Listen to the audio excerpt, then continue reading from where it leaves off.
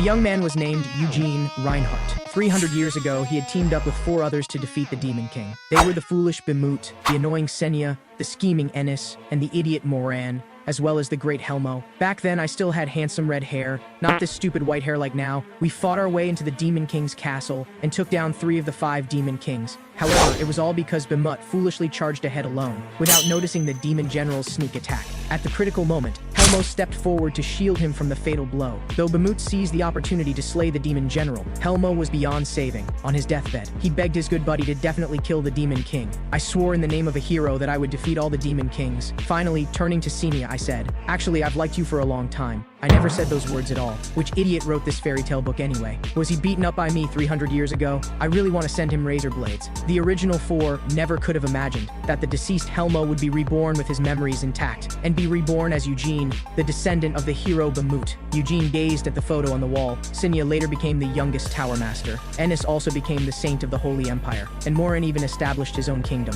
while Bemut had always been revered by the world as a hero, and married 36 wives. How did we not see back then that this guy was such a womanizer? But why was the Demon King still alive and well? Helmo had died in battle at the Demon King's sealed castle. After that, Bemut made a pact with the Demon King, ending the war with the Demon King. Until today, 300 years later, the world remained peaceful. Why did Bemut make a contract with the Demon King? What was he thinking? The young man was all muscle. Even his father was afraid when he saw him. If he weren't getting old and losing his strength, he would surely train hard again to become powerful. Here, Eugene once again destroyed a wooden dummy. He couldn't help but feel annoyed. The village carpenter must have had a black heart, selling such shoddy stuff. He really should be dragged out and beaten. But tomorrow was the coming-of-age ceremony, so he wouldn't need them anymore. At this moment, his father looked worried, because during the coming-of-age ceremony, children aged 10 to 15 would gather at the main house, and through duels, select the strongest one. But branch families were different from the direct line. Branch families couldn't use real swords before the coming-of-age ceremony, and couldn't practice magic either. Thinking about this made Eugene angry. Being reborn as his good buddy's grandson was one thing, but having to follow these garbage rules too. If his good buddy's still alive, he'd definitely drag him out for a beating too. Bemut, let me take a good look at whether your grandsons can take a punch. The next day, Eugene arrived at the main house. The vast Reinhardt castle had only 1 servant cleaning. That's right, how could there be a welcome ceremony? Meanwhile, only direct members of the Reinhardt family could wear the lion emblem on their left chest. However, what Eugene never expected was that the main house had arranged such a beautiful maid for him. Shake the bell, and she could appear at any time. This made me really envious. Who wouldn't envy a life where servants did everything? But the scheming Eugene didn't think so. He knew that if he made any improper moves, he would definitely be severely punished by the main house. Besides, he was only 13 years old. Bored Eugene immediately expressed his desire to check out the training ground. Even with 500 pounds of weight strapped on, he could still thrust his spear like a dragon. In his previous life as Helmo, he had never slacked off in training. After rebirth, he had never been lazy either. Even when exhausted, he would train with all his might. It had to be said that Bemut's bloodline was incredibly good beyond imagination. The little maid beside him was extremely surprised. She couldn't believe this was just a 13-year-old boy. Just then, the main house's twin siblings Stein and Stair suddenly approached, asking the maid what Eugene was doing. Eugene also noticed the situation here. Can't they tell? Their intelligence is really worrying. The arrogant young master of the main house had never been ignored before. He immediately shouted for Eugene to apologize. But what he didn't expect was that Eugene was extraordinarily agreeable. "I'm sorry." This completely confused Stein. He didn't know whether to be angry or not, but under the guidance of Stair, he quickly came to his senses. Then he demanded that Eugene kowtow in apology. Eugene sighed helplessly. Is this really necessary? At this moment, Stein noticed the wooden sword on the ground beside them. He picked up the wooden sword and shouted at Eugene, "I challenge you to a duel, out of kindness." Eugene reminded Stein not to casually speak of duels, but Stein naturally interpreted this as Eugene being scared. Then, "Hurry up and clean the carriage you sat in. The cow dung smell from your body got on the cushions." Eugene's face darkened. "You ignorant little brat, let me teach you a lesson." He then removed the sandbag from his arm. The heavy sandbag smashed a 5-meter deep crater in the ground. Seeing this, Stein was completely dumbfounded. He immediately wanted to say this might be a misunderstanding, but with his sister watching, he couldn't bring himself to speak. Eugene threw the other sandbag aside, then said, "Throw out your handkerchief, young man." Eugene immediately launched an attack on Stein. Poor Stein directly vomited acid. He was sent flying 2 miles away on the spot. He never expected Eugene to be so dishonorable. He had just thrown out his handkerchief when Eugene attacked. Stair quickly ran over to check on her brother, but before she could get close, she was forced to stop by the vomit he spewed. She could only turn around angrily and glare at Eugene, but she couldn't do anything about Eugene either, because the moment the handkerchief was thrown out, the duel had begun. She could only blame the arrogant young master for his inexperience. Although Stein instinctively retreated to weaken the attack, he was still sent flying by Eugene's single strike, even if there was still much room for growth in the future. As Baymut's descendant, he was not qualified. On the other side, Stein also staggered to his feet. The vomit on his mouth hadn't been cleaned yet, but he looked at Eugene with stubborn little eyes. Seeing Stein's pitiful state, Eugene couldn't help but wonder if he had been a little too harsh. At this moment, a man hurried over. Seeing the newcomer,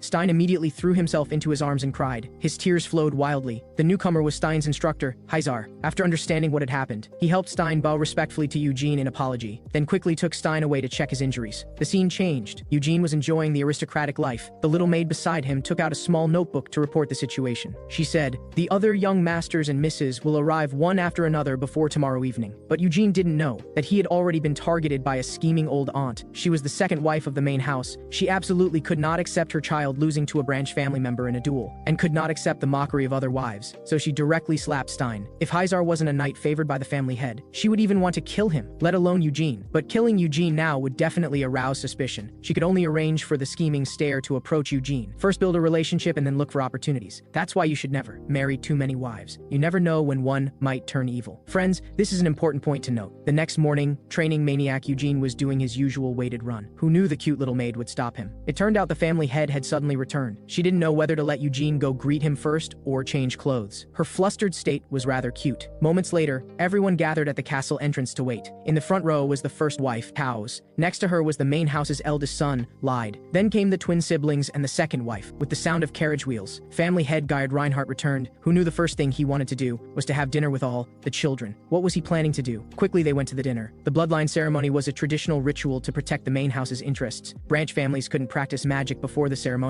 and couldn't use weapons either, so for all these years, they had never beaten the main house. But the family head decided to change the usual duel format, so he invited outside help. Roly Bion, from the Red Tower of Yarrow, who was a disciple of Senya. This ceremony would be an adventure in a maze he created, entering from different entrances. Reaching the center and defeating the monster leader would mean victory, and the winner could choose any treasure from the main house treasury. Of course, it was all magical fantasy, but it would feel very real. Eugene had seen plenty of monsters like this. He was immediately filled with confidence. This treasure was basically a freebie for him, but it was still better to be cautious. After dinner, Eugene was blocked by a muscular man. The next second, he was actually beaten up. He thought being 15 and looking like this made him impressive. Little did he know Eugene was not easy to bully. Kagus was still performing by himself. He said, "The reason I have so many muscles is because I use secret sauce. Men and women all scream when they see me. For just $9.99, you can have it too." At this moment, another voice sounded, "Are you an idiot? Eating sauce will lower your intelligence. He only had muscles in his brain. We just want to ally with you." Saying this, Dazara threw the spear in her hand toward Eugene. Wanting to have a duel with Eugene, she said, "Of course, provided you really have the strength." Eugene thought, "Let me test Dazara's strength first." Under the big cousin's proper gestures, the match officially began. Dazara decisively attacked first. However, in the next instant, she urgently stopped. Eugene's unconsciously released overwhelming aura made her feel suffocated. His entire body had no flaws, she couldn't find an opening. Eugene said, "Hurry up, I'm in a rush." Feeling underestimated, Dazara could only grit her teeth and attack. But no matter how fierce her attacks were, Eugene could easily neutralize them. Not only was he untouched, he didn't even move his feet. Eugene didn't forget to mock her. The angry Dazara held nothing back. Suddenly, countless spear shadows appeared. In an instant, the two exchanged over 300 moves. Suddenly, Dazara's figure mysteriously disappeared. She had flashed behind Eugene. She thrust her spear straight at Eugene. Then, yes, Dazara's spear was stepped on by Eugene, the kind where she couldn't pull it out no matter how hard she tried. The match ended so suddenly. Big cousin was shocked watching this. Meanwhile, the second wife was eyeing Eugene, but Eugene wasn't scared at all, because Eugene had no idea about this. Though the second wife was broad-minded, her heart was dark. She had always harbored resentment about Stein losing to Eugene. Finally, she thought of a solution. If everyone got crushed by Eugene, then who would dare say her child was no good? Wouldn't everyone be happy? On the other side, Eugene was still being pestered by his muscular big cousin. He and Dazara cornered Eugene in bed, following the principle of, if you can't beat them,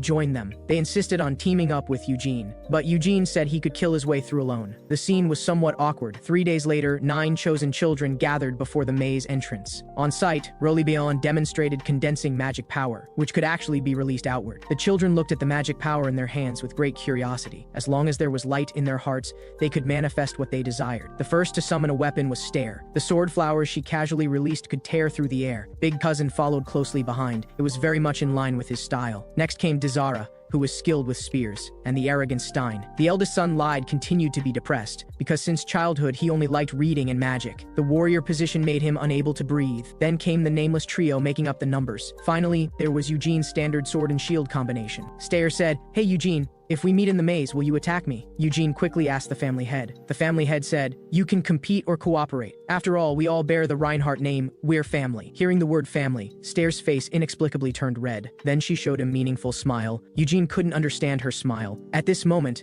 Rolly-Bion took out the magic necklace again. This necklace was used to sense the young people's physical condition. If they suffered too much mental pressure, the necklace would sound an alarm. Rolly-Bion would immediately appear and terminate the assessment. The prepared youngsters began entering the maze one by one. Stair didn't forget to cheer Eugene on. Though everyone entered from the same entrance, they would be teleported to different locations the moment they entered. Eugene couldn't help but recall scenes of adventuring with his companions in his previous life. He was already tired of mazes, so now, it was time to show real skill. His opponent was a goblin. However, seeing the goblin made Eugene's legs feel a bit weak. The goblin didn't care about that and immediately attacked. Eugene raised his sword to block this strike, then cut off the goblin's head with one sword. Big Cousin was also completely fearless. He raised his sword and charged at the goblin. The goblin was scared by his momentum, but Big Cousin's sword strike missed. However, no matter what stood in front of him, Big Cousin wasn't afraid. He directly killed several goblins with one sword. Both of them had successfully passed the test. On the other side, the trio making up numbers had already been eliminated. What eliminated them were slimes. They were ferocious and terrifying, and their next opponent was the spear-skilled Dazara. Dazara moved and dodged skillfully. She found the right moment and struck accurately. Too bad they had physical immunity.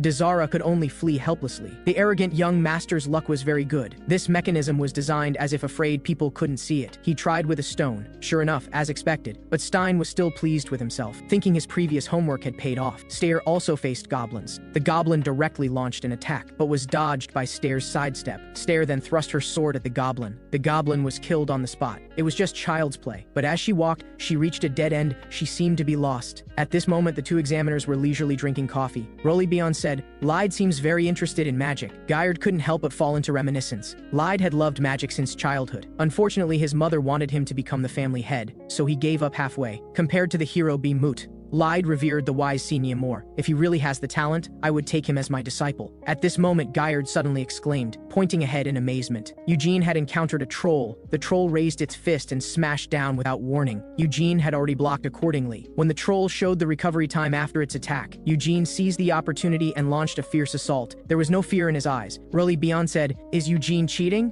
Guyard said, "This troll isn't some trash monster you hired, is it?" Eugene didn't know how much his fighting power shocked the two examiners. To him, this was merely a warm-up. Actually, Rolly-Bion's original intention in placing the troll was just to train them to flee when they saw an opportunity. He never thought it would be defeated by Eugene. Only a genius could easily defeat a troll at this age. Of course, it could also be a reckless fool. The word flee simply didn't exist in Big Cousin's dictionary. He might not even have a dictionary in his brain, or maybe no brain at all. He directly charged at the troll. Every strike hit its mark. The troll fell to the ground. Big Cousin immediately leaped up and thrust his sword into the troll's body. Though he defeated the troll, Big Cousin had also reached his limit. Not only was his back full of projectiles, but 48 of his ribs were broken. He said, "I can't fall here. I'm just tired. Let me sleep for a while." On the other side, Stein also encountered a troll. Fortunately, he had the stone that had worked before, using stone reconnaissance. Again, would that work? Sure enough, big guys have no brains. Stein thought he was too smart, and he was lucky enough to meet Stair. This meant they weren't far from the maze center. Stein quickly volunteered to scout ahead, having lost face in front of Stair because of Eugene before. This time he must restore his dignity and show his prowess. Thinking of this, his eyes even glowed. Stair said, "Brother, since the maze is all illusion, do you think there might be ghosts?" Hearing this, Stein couldn't help but swallow, then said, "Impossible." But he didn't know that the moment he turned around, a pale hand suddenly reached out. The next second, a blood-covered figure instantly appeared, startling Stein greatly. It turned out to be the spear-skilled Dazara. She was covered in blood, almost making Stein cry, and making him lose face in front of his sister again. He had to catch her. The helpless Dazara really missed Big Cousin at this moment. Unfortunately, Big Cousin was still sleeping, but just as she was distracted, the ground suddenly collapsed. Too bad she didn't fall down. Stein looked at the pit in front of him and wanted to go around, but thinking of his sister's admiring gaze, he decided not to conserve magic power anymore. He directly activated Sprint, leaped up, and barely reached the other side. Turning around to help his sister, who would have thought Stair looked relaxed, and leaped over lightly. The scene immediately became awkward. Stein said, "Dazara, you can't escape. Today I must subdue you." The scene changed. The three had actually chased all the way to the maze center. Dazara said, "Such a big minotaur. Are you sure it's for trials?" rivals. Eugene said, "How did you three come together?" Eugene had arrived first. To give the other children a sense of participation, Eugene deliberately left the boss for them to fight first. Such thoughtful consideration. "So let's start the fight in order of arrival." Dizara said, "Doesn't your conscience hurt?" Eugene said, "If you're scared, just stand aside." The stubborn Dizara wouldn't give up easily. She wiped the blood from her face and walked firmly toward the monster. At this moment, the arrogant young master said, if they followed this order, Eugene wouldn't get a chance to fight the monster. Eugene said, "If you win, I'll call you Big Brother for life." Happiness came so suddenly. "Little brother, watch how brother shows his strength later." As Dizara approached, the troll also opened its eyes, even though fear remained in her heart. The stubborn girl still charged forward with her spear. The moment the troll's palm fell, she spun once and easily dodged. Then she spun again and again to steady herself, then thrust her spear at the monster. However, she couldn't pierce the monster's skin. Dizara was stunned. Before Dizara could react, she was directly grabbed into the troll's palm, but she wasn't crushed. The monster directly threw her out. Dizara flew straight back to the starting point. She was completely outmatched. Stare said, "Why did the troll throw her out?" Eugene said, "Because the winner was already decided the moment she was caught." The next contestant, Stein, consciously stood up, not forgetting to glance at Eugene with arrogant little eyes. Though Eugene didn't speak, his expression said everything. Stein thought, "Damn, Eugene is so infuriating. Open your eyes wide and watch carefully." Stein actually concentrated all his magic power into his sword, a real glowing great sword. Though his sword aura couldn't last long, he was confident it was enough to eliminate the monster. However, the next second, the sword aura disappeared. Stein couldn't believe it at all. It turned out the family head wanted to understand all the children's talents, so magic attacks couldn't be used in this maze. Stein was still standing there looking fierce. Eugene said, "If you're afraid of losing, hurry back." The arrogant young master was now in a real dilemma. He said, "Don't look down on me. Even without sword aura, I'll still be your big brother." Seeing this, the monster directly reached out to grab him. Unfortunately, it missed and was scratched on the arm by his sword. Stein then showed off his moves with dodges and turns, but they were all like scratches, useless. What move is most effective against plot monsters? Of course, cutting tendons and feet. Stein thought he had found an opportunity, but was sent flying by the troll's knee. Stein was shocked. Is this a move a cow brain could think of? The monster also seamlessly grabbed him in its hand, then threw him back. Unfortunately, he didn't land face first. Eugene said, "How come you don't last long? You came back so quickly." At this moment, Eugene signaled for Stare to go up, but Stare directly forfeited. So sad, couldn't see the beautiful girl fly. Having waited long enough, Eugene decided to end this farce. Since everyone had shown their presence, it was time to hurry home for dinner. As Eugene approached, the monster also prepared for battle. Where should I start cutting? At this moment, the monster's fist was already coming, but Eugene dodged it. Eugene also began his attack, avoiding its hand. Using the momentum to his advantage, he leaped to the top of the monster's head and steadied himself. The monster threw a punch at Eugene on its head. Eugene dodged in time, and this punch hit the monster hard in the face. Its already dim brain became even dimmer. Seizing the opportunity, Eugene launched his offensive, instantly splitting into several afterimages,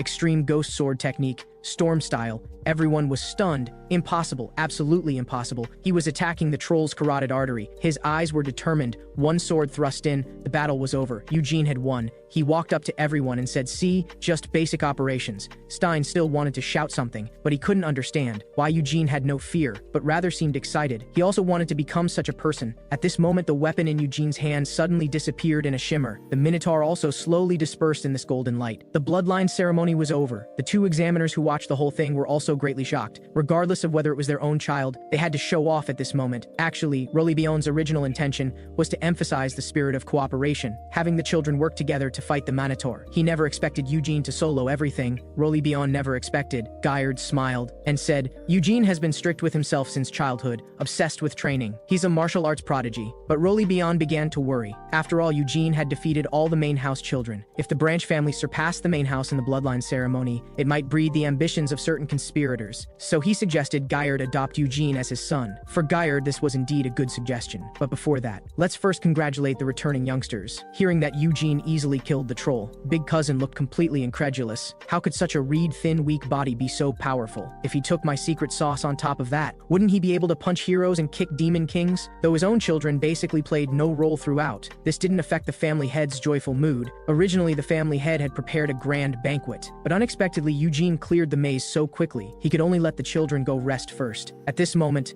the family head called out to Eugene. This inevitably caught Stare's attention. She said, "Are you taking him to the treasury? I want to go, I want to go, I want to go." But they all ignored her. She cursed, "You won't grow tall, Eugene." On the way, the family head said, "I heard you're skilled with all kinds of weapons." Eugene said, "Basic operations." In the maze, Eugene used shield and sword, but when defeating Stein and Dazara, he used a spear, though it symbolized the Reinhardt family's weapon mastery. The great Bemut was proficient with all 18 weapons, and Helmo was also called a weapon master, but the fairy tale book called him the foolish Helmo. Every team needs a fool, doesn't it? Never won a fight, but very confident. In the end, he even took a blade for his companions. The family head said, "So compared to Bemut, I prefer Helmo." Hearing this, Eugene didn't know how to respond. He never expected the family head to be his fan. This could make Eugene narcissistic for a whole year. Soon the two arrived at the treasury entrance. The family head said, "You're the first person besides the family head to come to the underground treasury." Hearing this, Eugene was shocked, then said, "Are there any holy swords inside?" The family head said, "There are, but you can't draw them out either. Since the great Bemut, no one has been able to gain the holy sword's recognition." Eugene thought, "Who are you looking down on?" Arriving at the treasury entrance, seeing this magical way of opening doors, Eugene seemed to understand why the family head didn't come often, as the lion's eyes glowed with eerie light. The treasury door opened accordingly. The family head said, "Go in by yourself. If I accompany you, it would affect your performance." After Eugene bowed, he entered the treasury alone, so start with the holy sword. This wasn't an ordinary sword. It had existed in this world for hundreds of years. Throughout the long years, it had only one master, Bemut. But today, it would submit to Eugene. After all, we're old acquaintances, give me some face. Eugene then gripped the sword hilt with both hands. "Come out, little baby." However, Eugene put all his strength into it, but still couldn't draw it out. Actually, ever since the holy sword killed the slaughtered demon king, it had always been the team's portable flashlight. Thinking about it this way, it wasn't that useful. A real man can't give up the whole forest for one tree. Real men should have multiple choices. Predator Asurfi was actually a magic staff. To use it well, one must cultivate both magic and martial arts. The key point was,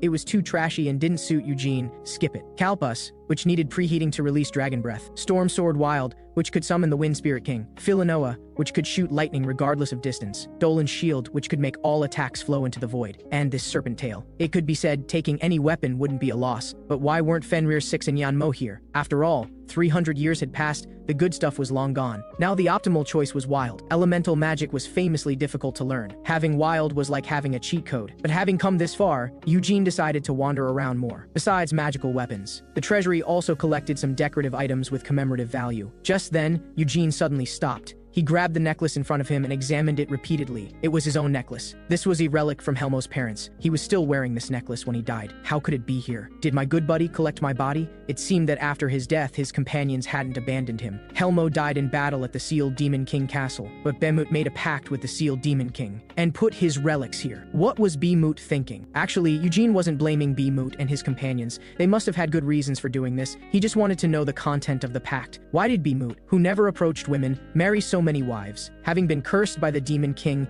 he should have been completely destroyed after death. Why was he reborn? Though many weapons in the treasury were tempting, Eugene didn't want to leave his relics here. Moments later, the family head was very puzzled by Eugene's choice. Even more puzzling was how this kind of necklace appeared in the treasury. The crude and old craftsmanship wouldn't even sell for enough to buy a bucket of instant noodles. Moreover, through testing, this necklace had absolutely no registration records. Simply ridiculous. The family head said, "This definitely isn't a Reinhardt treasure, it shouldn't exist in the treasury." Eugene said, "But I took it from in there." The family head said, "This necklace has no value whatsoever. Even so, would you still choose it?" Eugene said, "I'm certain," but the family head remained cautious about items of unknown origin. He planned to have a mage examine it to see if it was a magical item. It would be awkward if there were some embarrassing images of the old grandpa sealed inside. He would make sure there were no problems before giving it to Eugene. But what Eugene chose was not Reinhardt's treasure. Therefore, the family head indicated he could go to the treasury and pick another item. Happiness came so suddenly. Who would have thought the family head would be so accommodating? Truly worthy of being a great fan of Helmo. There was nothing to hesitate about then. The decision was made. It would be you. Storm Sword Wild. Eugene was thrilled holding the sword. Upon hearing the news, Dazara questioned, "You use the spear so well, why didn't you choose a long spear? Whether it's Kalpus or Rontes, they're both stronger than this sword." Big Cousin said, "Get out of the way. A man's romance lies only in giant axes and warhammers. It doesn't matter if you can't lift it now. Come home with me and I'll give you my secret sauce. A warrior's destiny belongs to the hammer Zygrass. That's what a real man should wield." Watching the two argue, Eugene just felt a headache coming on. But he indeed hadn't seen any former Demon King's weapons in this treasury. They must have been sealed away somewhere by Bemut. The sword Eugene chose was not to be underestimated either. Though not very famous, it was blessed by the Elf King. In the future, when cultivating magical power, he He could summon elves. And don't you think it matches my color scheme perfectly? But the brother and sister duo had no intention of humoring Eugene. The two of them had to settle this argument today. Eugene didn't continue to entangle with the pair either. This was the first time in his life he held a real sword. He absolutely had to show off today. Eugene then began swinging the sword. The momentum was impressive, effortless, and graceful. Elegance never goes out of style. Eugene had to master this aspect of charisma. It's truly 1 minute on stage, 60 seconds off stage. This movement looked difficult, but was actually not simple at all. Meanwhile, the two were examining Eugene's necklace. After the on-site mage performed a series of flashy magical operations, he found nothing at all. The mage said, "I can't believe this is a treasure from Reinhardt's vault. It's just an ordinary necklace, as ordinary as they come." Unconvinced, Rollebion decided to investigate more deeply. The mage raised his middle finger. Magic power exists everywhere in this world. Therefore, most objects contain magical power. By reading the residual magic, one could see corresponding memories. The mage then slowly infused magical power into the necklace. Memories of the necklace instantly surfaced in his mind. The time was about 100 years ago, a discounted necklace purchased at the capital's wholesale market. Nothing special about it whatsoever. Since it was confirmed there was nothing hidden in the necklace, the family head decided to give it to Eugene later. Looking at the young man practicing swordplay under the moonlight outside the window, he couldn't help but show a motherly smile. He planned to accept Rollebion's proposal and make Eugene Reinhardt his adopted son. The next morning, Eugene was playing with the little maid when Reinhardt family's bachelor Jiwon suddenly appeared. He wouldn't allow anyone to escape singlehood before him. Although Eugene was unhappy inside, he still had to bow in greeting, planning to quickly send this guy away. But his thoughts had already been seen through by Jiwon. He grabbed Eugene and prepared to drag him away. There were already few single maids in the house, and he couldn't let Eugene get the better deal. He hurriedly wanted to take Eugene to see the family head. Eugene had no choice but to go with him. At this time, the family head Guyard had been waiting for some time. He indeed had some matters he wanted to discuss with Eugene. First was about Eugene's necklace. A mage had already used magical power to extract the memories within it. Nothing abnormal, just an ordinary necklace. Upon hearing this, Eugene was instantly shocked, because magical memory reading was magic created by Senya. If the mage found nothing, then someone must have attached new magic to the necklace. Who could it be, Bimut or Senya? But now wasn't the time to investigate the past. Better to get the necklace first. The family head was also straightforward, saying that if Eugene liked it, he could take it. The family head said, "Eugene, there's actually another matter I called you here for today. You might find it sudden, but it's good news for you." Hearing this, Eugene actually already had an idea. Eugene said, "Stair is indeed quite cute, and I do like her a bit, but I don't want to get married right now." No wonder, even though he had embarrassed her brother before, she didn't mind at all and always smiled sweetly. So she was waiting for me here all along. Eugene said, "We're still young, it's really not appropriate to talk about marriage." The family head said, "Stop, stop, stop. What are you thinking about? Eugene, I never planned to have you marry Stair." The scene became awkward. He wanted to find a hole to crawl into. At this moment, Eugene wished he could die on the spot. Eugene said, "Then what exactly do you mean?" The family head said, "I only want to adopt you as my son, yet you're setting your sights on my daughter." With the family head saying this, Eugene became even more embarrassed. He quickly said, "No, don't misunderstand." The family head said, "What do you think would happen if I told Stair what you just said?" Eugene said, "Maybe you should just kill me instead." The family head then indicated he could bring Jahard over too, and would respect Jahard like a brother. He just wanted Eugene to return to the main family. This would definitely be very beneficial for Eugene. Of course, the children were still young now. In a few years, it wouldn't be impossible for Eugene to pursue Stair. Eugene had thought only Stair was interested in him, but it turned out this old man in front of him also wanted him. Not only would he give him endless money to spend, but also teach him supreme magical power. Cultivating magical power in this world was no simple matter. First, you needed magic stones from high-level monsters, which were expensive as hell. Second, you needed guidance from someone with exceptional abilities. Even those who could get started within 2.5 years could be called geniuses. As a branch member of a branch family, Jahard obviously didn't possess such abilities. Eugene had thought he would need to grow wildly on his own in the future, but if he could return to the main family, that would be simply wonderful. Could you imagine a life where you didn't need to check prices when buying groceries? Of course, the specific matters still needed discussion between Jahard and the family head. Eugene then expressed his desire to learn magical power from the strongest person, because he was very curious about just how powerful the current head of the family was. Upon hearing this,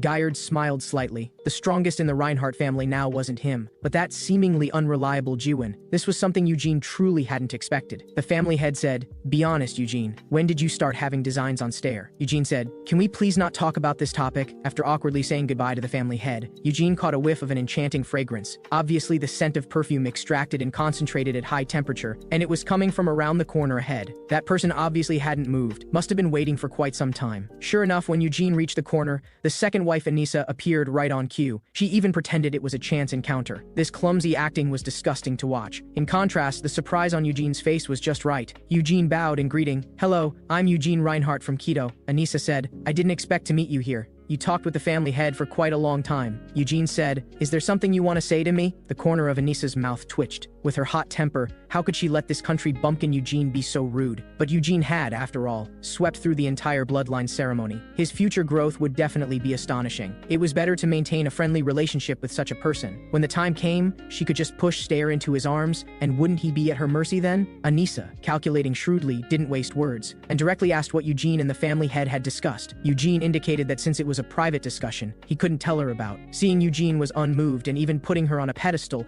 Anissa had to explain she was just asking casually. She said, "You and Stein had some misunderstanding before. I'm just representing him to apologize to you." Eugene said, "You don't need to worry about it. After all, we're all family." Upon hearing family, Anissa frowned. Though the words weren't wrong, hearing them from Eugene's mouth made her feel very grating. The two chatted casually for a few sentences, then Eugene found an excuse to slip away. He really didn't want to have any entanglement with this woman. Anissa stood there silently watching Eugene leave. Her expression behind the fan was quite grim. "Little brat, when you fall into my hands, I'll definitely beat you up good." Meanwhile, Jahard had originally thought this bloodline ceremony would make Eugene recognize reality, but who knew Eugene would easily claim the top position? This made Jahard tear up with pride. 2 days later, Jahard finally arrived at the main family. Until this moment, he still couldn't believe it. But when he saw the young man waving at him from afar, saw the boy's innocent smile, at this moment Jahard hesitated no more. He rushed forward and embraced Eugene tightly. "So what about the main family? So what about status differences? Weren't they all crushed by my child anyway?" Holding Eugene, Jahard was moved to tears. At this moment, he truly felt immense pride. Eugene said, "Didn't I say when I left? Piece of cake. You wouldn't doubt me, would you?" Only then did Jahard notice Guyard standing to the side, and quickly bowed in greeting. After all, his child had just crushed his children. Better keep a low profile. The family head said, "Though I don't want to deprive you father and son of your quality time, could you please come inside for a chat?" Jahard agreed readily, but still looked at Eugene reluctantly. Afterward, Guyard directly explained his proposal to adopt Eugene as his son, and that Jahard could also live in the main family afterward. After thinking for a moment, Jahard suddenly stood up to apologize, because he worried the other 3 children wouldn't accept Eugene, and also worried Eugene would face family exclusion.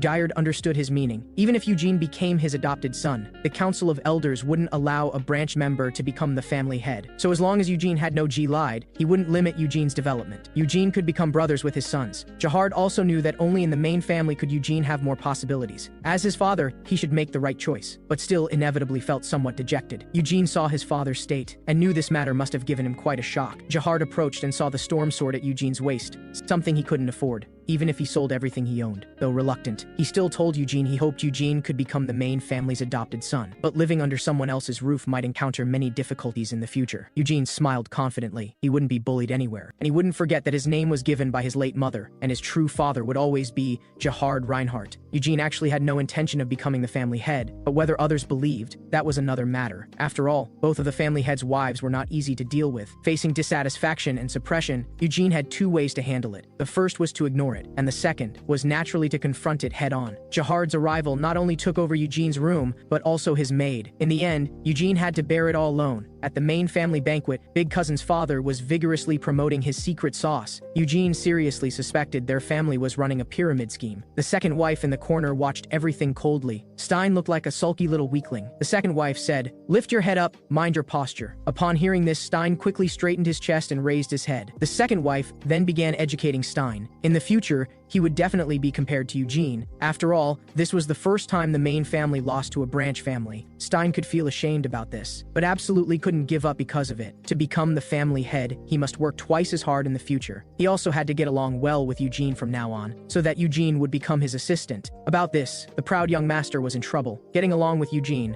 this was a big problem indeed. Here, Stair encountered Eugene. She said, "I heard you like me and even proposed to father." Rumors, absolute rumors. Nothing like that happened at all. Stair said, "Then what's this picture about? Did you secretly draw it?" "I'm only 13, Eugene. This house no longer had a place for him." Meanwhile, everyone was discussing Lyde's matter of learning magic. Lyde would go to Yarrow with the mage, but whether he could successfully become a disciple still depended on Lyde's magical aptitude. Of course, the mage would submit more resumes for Lyde, giving him more opportunities. At the same time, he wouldn't let Lyde suffer from discriminatory treatment and would create a good learning environment for him. As for the young man, at this moment he felt healed. Actually, it didn't matter. where he went. He just wanted to leave this suffocating family. But the first wife obviously didn't like emotional scenes. She told Lyde he must seize this learning opportunity. He was her son, Tungus's son, and must become strong. Even while in Yarrow, he absolutely couldn't slack off because of it. This scared Lyde into quickly seeking help from his father. Guyard also had no way to deal with his wife. Tungus looked completely indifferent, just a mother's parting words to her son. But inside, she was already going crazy. That old hag must be thrilled right now, but she had no other choice, only hoping Lyde would work hard in Yarrow and return as a king. The next day, Lyde left for Yarrow with the mage. The other contestants also returned to their respective homes, and Eugene was preparing to start cultivating magical power. There were roughly 2 types of magical cultivation in this world: breathing techniques and body training methods. In his previous life, he had used the body training method. Later, under Senya and Beimut's guidance, he switched to breathing techniques. Eugene then came with Jiwen to the depths of the forest. The Reinhardt family's spiritual vein wasn't naturally formed, but was personally created by Beimut 300 years ago. Jiwen indicated that the younger one was when cultivating magic, the better. The main family's children all began cultivating at age 6. The twin siblings took 3 days to sense magical power. Lyde took about a week. For Eugene at this age, it would take about a month. Even with his help, it would probably take 10 days. He hoped Eugene wouldn't be discouraged. Eugene was indifferent about this, thinking, I probably won't even need 10 minutes. Just wait and see. The next moment, Jiwen began casting magic. And for Eugene, magical power was like fireflies in the dark night sky. So distinct, so outstanding. Wherever it lit up, he could point it out. Piece of cake. Seeing this, Jiwen said in disbelief, impossible. Absolutely impossible. Jiwen felt something must have gone wrong. He really couldn't understand. But sensing magical power was only the first step for the young man. Next came the in-depth study of breathing techniques. The top-level breathing technique inherited by the main family was the white flame style. When operating, magical power would manifest as high-density white flames, like exploding lion's mane. But Jiwen discovered that just as he finished explaining, Eugene had already begun using magical power. Eugene followed his breathing to slowly gather magical power. Then, according to the white flame style's airflow, guided it into his heart. Jiwen thought, this must be a fake lesson. This is a breathing technique, not just breathing. Could it be that the family had sent someone to deliberately prank me? Eugene's actions completely challenged his understanding. And Eugene at this time wasn't paying attention to Jiwen at all, because with memories from his previous life, sensing magical power and using breathing techniques were very simple. But was this body absorbing magical power a bit too easily? Every breath could feel magical power increasing in his body. Was this the blessing of his good buddy's bloodline? Got to say, worthy of being Beimut. And the size of the core was not to be underestimated either. Looking at it this way, being reborn as your grandson wasn't too bad. As Eugene finished cultivating, the scene became somewhat awkward. Jiwen didn't know whether he should say something appropriate. He said, it looks like you have a little talent for cultivating magical power, a tiny bit stronger than I was back then. But moderation is key. Let's stop here for today. On the way back, Jiwen explained the subsequent cultivation of white flame style. As magical power increased to a certain level, the core would split, allowing the body to contain more magical power and enabling the split cores to resonate. Those split cores were called stars. In the Reinhardt family's history, only Beimut had cultivated to 10 stars. Jiwen and the family head were both 6-star. The young masters and misses of the main family were all 1-star now, but the twin siblings should reach 2-star next year. They began cultivating at 6 and took 8 years to reach 2-star. But Eugene's talent was a little bit better, so as long as he didn't slack off, he should be slightly faster. About this, Eugene cheerfully expressed he would definitely cultivate seriously. You foolish weaklings, soon you'll feel my terror. Returning to the manor,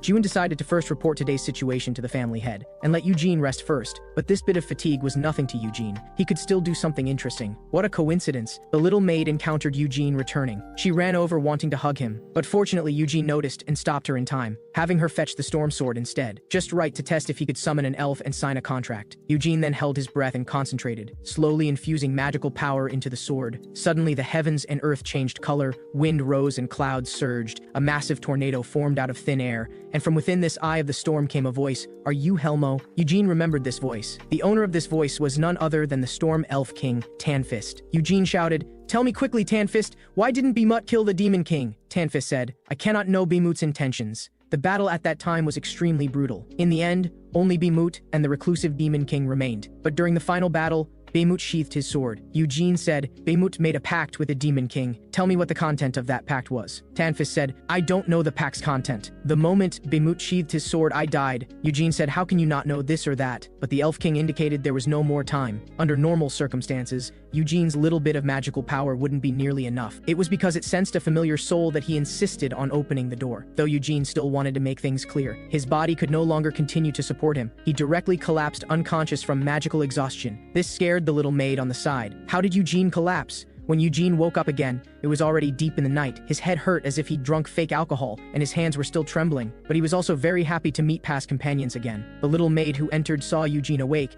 and finally put her worried heart at ease, though seeing him trembling his right hand on the bed was quite strange. She didn't pay attention to these details, and quickly went to call the family heads over. Soon the two came to Eugene's room. Gaillard quickly inquired about the day's strange phenomena. Had he summoned an elf? About this Eugene didn't know what to say, making such a big commotion and summoning the Elf King. This seriously didn't match his consistently low-key and sincere image. He'd better find an excuse to fool them. Eugene said, "I accidentally summoned the Elf King. I don't know how it happened either." The two had originally thought he'd only summoned an elf, never expecting him to bring out the Elf King. This was completely unreasonable. Eugene indicated the Elf King was a bit tsundere, actually disdaining that he wasn't strong enough now, but looked forward to meeting again in the future, then returned to the elf realm. Upon hearing this, Gaillard's beard twisted with laughter. Couldn't help but sigh that the Reinhardt family had successors, mastering White Flame style in seconds during the day. Then a little wave of the hand produced a golden legend. His future achievements would be immeasurable. He then quickly told Eugene to rest well. Originally, after the bloodline ceremony, he planned to continue traveling and training with Jiwon, but now he would have Jiwon stay to properly teach Eugene. Of course, the twin siblings would also follow along. He told Eugene to be prepared. Meanwhile, hearing about Eugene's deeds, Stein and Stayer were quite affected. The two finally began seriously cultivating. They just didn't know yet that the gap between them and Eugene would only grow larger in the future. After all, if effort were useful, what would be the point of rebirth? The next day when Eugene woke up again, he couldn't wait to pick up the storm sword. As magical power flowed in, a small elf instantly appeared. Obviously, this wasn't the Elf King. "Where is your king? Have Tanfist come see me." The elf wasn't going to indulge Eugene, directly charging up for a ramming attack to his forehead, then instantly disappeared. Though Eugene still had many questions, he could only wait until he became stronger in the future. Back then, he and his 4 good friends had swept through the Demon King's castle, but sadly his fallen brother's DPs wasn't enough. But it didn't matter. In the future, he would slowly search for his companion's traces, and eventually kill the remaining 2 Demon Kings. Time flew by, and 3 years passed. Eugene's White Flame style reached 3 stars, but for Eugene, this was still far from enough. It was time to go to Yarrow to learn magic. Stein was shocked. He said, "What are you talking about?" Though the proud young master couldn't beat Eugene, he never gave up verbally. Who knew Eugene would directly explode on the spot? The white flame aura produced by 3-star resonance directly blinded Stein's eyes. Stein said, "You clearly started cultivating magical power 7 years later than me, yet reached 3 stars first. What's wrong with you?" Eugene said, "Can't help it, I'm a genius. Simply cultivating magical power can no longer satisfy me, so I need to expand new skills." Stein said, "I really want to kill you." Eugene said, "Sure, stand up and see if I'll beat you up." Stein could only turn his head proudly away. He couldn't admit he just didn't want Eugene to leave, so he immediately brought up Lyde's failure case. Lyde, due to mediocre aptitude, failed to successfully become a disciple. Though he got into the magic power through connections, that was just wasting time. Eugene was quite angry at Stein's disparagement of Big Brother, scaring Stein into trembling. Having no choice, Stein could only scratch his head and say that if Eugene went to Yarrow, Stayer would definitely be very sad. About this, Eugene didn't believe it at all. Stayer hadn't talked to him for a long time and didn't train together, so she couldn't possibly be sad. Watching Eugene walk away, Stein angrily kicked away his long sword. "Damn, Eugene, serves you right being single." Meanwhile, the family head who learned of this was also quite surprised. The family head said,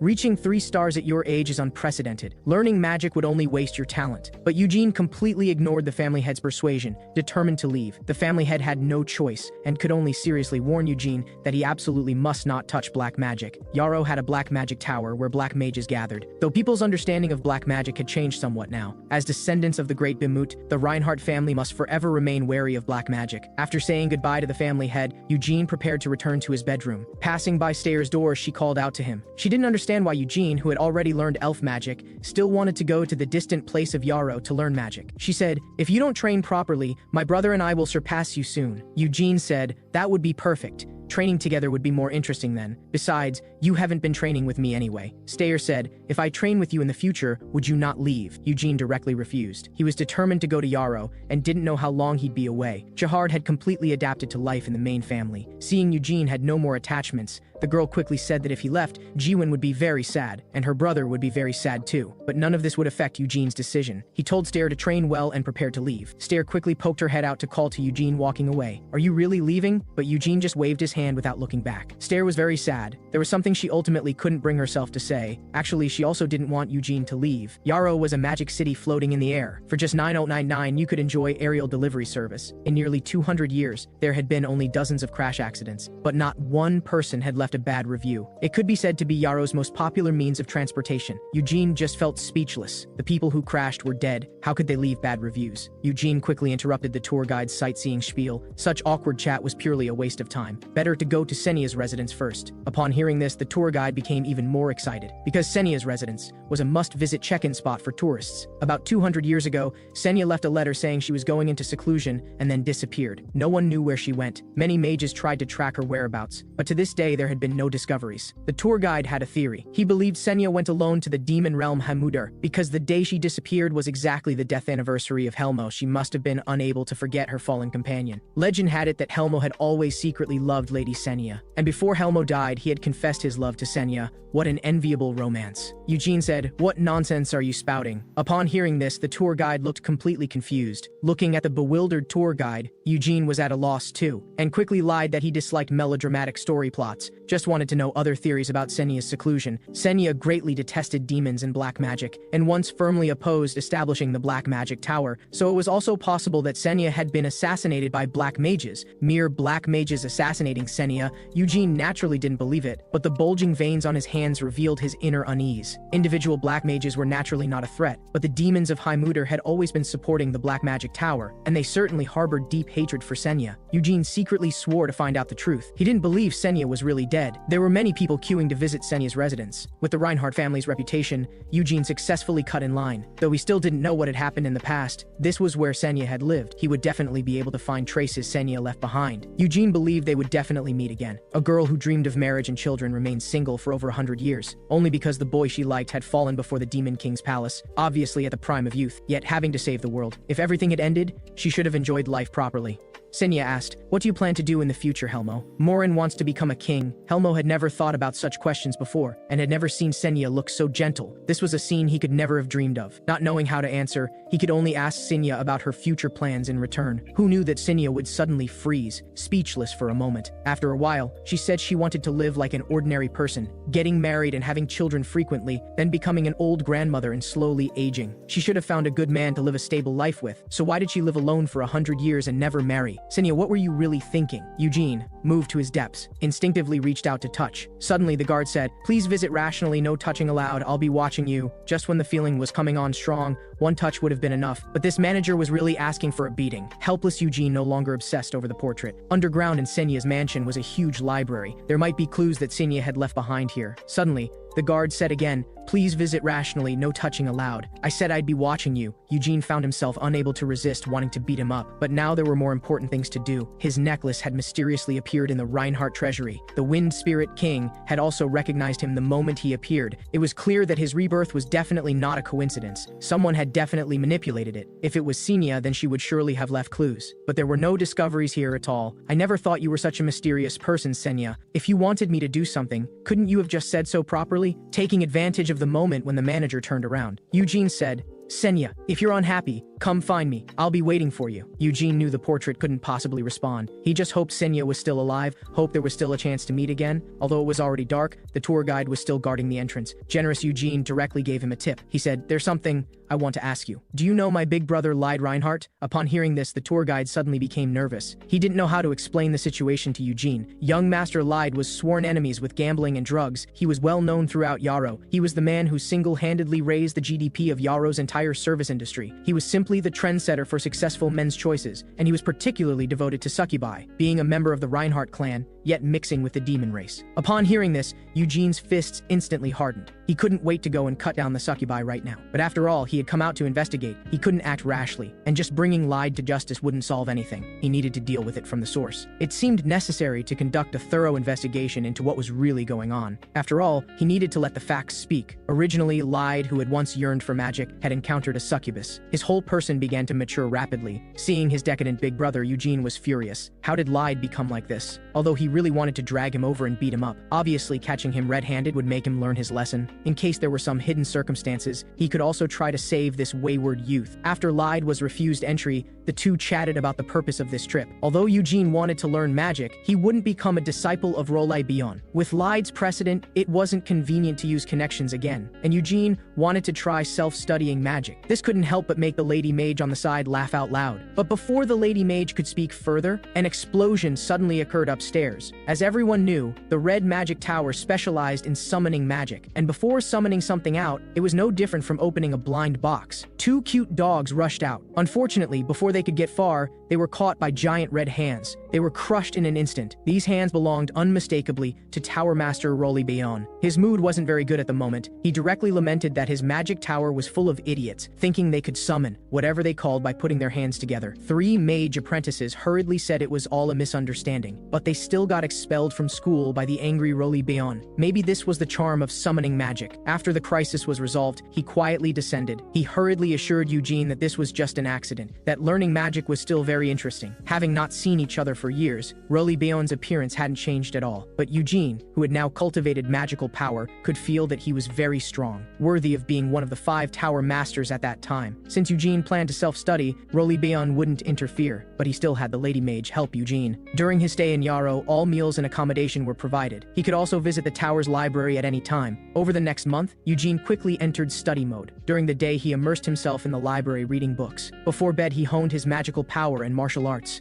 sleeping only 9 hours each day, yet showing no signs of fatigue. He had completely mastered magic, from beginner to expert level. The magic classification system established by Senia 300 years ago was still in use today. Mages used magical power to weave circles within their bodies to cast magic. When a circle's magical power reached its maximum value, the number of circles would increase. Circles were also the optimal magical formula verified over the past 300 years. Now only elves and black magic didn't use circle-based entry methods, but Eugene didn't want to use the circle method for entry. Instead, he planned to use the Reinhardt magical power application method. The Lady Mage said, but martial arts and magic use completely different tracks for magical power application. If you derail, you'll definitely die on the spot. Unfortunately, the Lady Mage couldn't dissuade Eugene at all. She could only summon her staff to prepare for some physical persuasion. But as Eugene circulated the magical power around his body, the Lady Mage could hardly believe her eyes. Eugene had mastered magic in just 30 days. He lived like he had cheat codes enabled. With a small wave of his hand, a fireball appeared. No hand seals needed. Instantly called out magic missiles. This completely overturned the Lady Mage's understanding. She couldn't comprehend what a rebirth cheat was. These special effects looked like she definitely couldn't handle them. She quickly summoned an iron golem to tank some damage. Eugene's magic shockwave shot straight out, piercing right through the iron golem. Moments later, Rolly Bion examined the golem's remains. He couldn't believe this was magic cast by Eugene. The Lady Mage said, "Very absurd, isn't it, Tower Master? It's completely unreasonable." Rolly Bion also realized the seriousness of the situation. Eugene was White Flame style 3-star. Could this be understood as equivalent to magic's 3 circles? What monster-like talent? Although it would cause dissatisfaction among other mages, Rolly Bion still planned to prepare Eugene a recommendation letter for AK Cleven. At this moment, he wondered, but who did young Master Eugene go out to see? He shouldn't know anyone in Yarrow, the Lady Mage said. Maybe an online friend. At this time, Eugene was standing dazed in front of Senya's statue. A tall figure was slowly approaching, with that luxuriant beard and robust muscles. It was big cousin Gargis. Was this what an 18-year-old youth should look like? Gargis said, 3 years no see, Eugene. Your muscles haven't grown at all. But don't worry, I have a solution. Muscle Growth Agent upgraded version, only 999 for 1 bottle. Eugene quickly interrupted his big cousin. He had absolutely no interest in these weird things. When the promotion failed, Big Cousin had a new plan. Recently, there would be an auction at Happy Street, and among this period's auction items was the legendary Giant Clan's testicles. The Giant Clan's what? The Giant Clan's testicles, that's great tonic stuff. Muscle Growth Agent made with it would definitely be more powerful. But Big Cousin said he didn't have enough money and hoped Eugene could support him. Eugene said,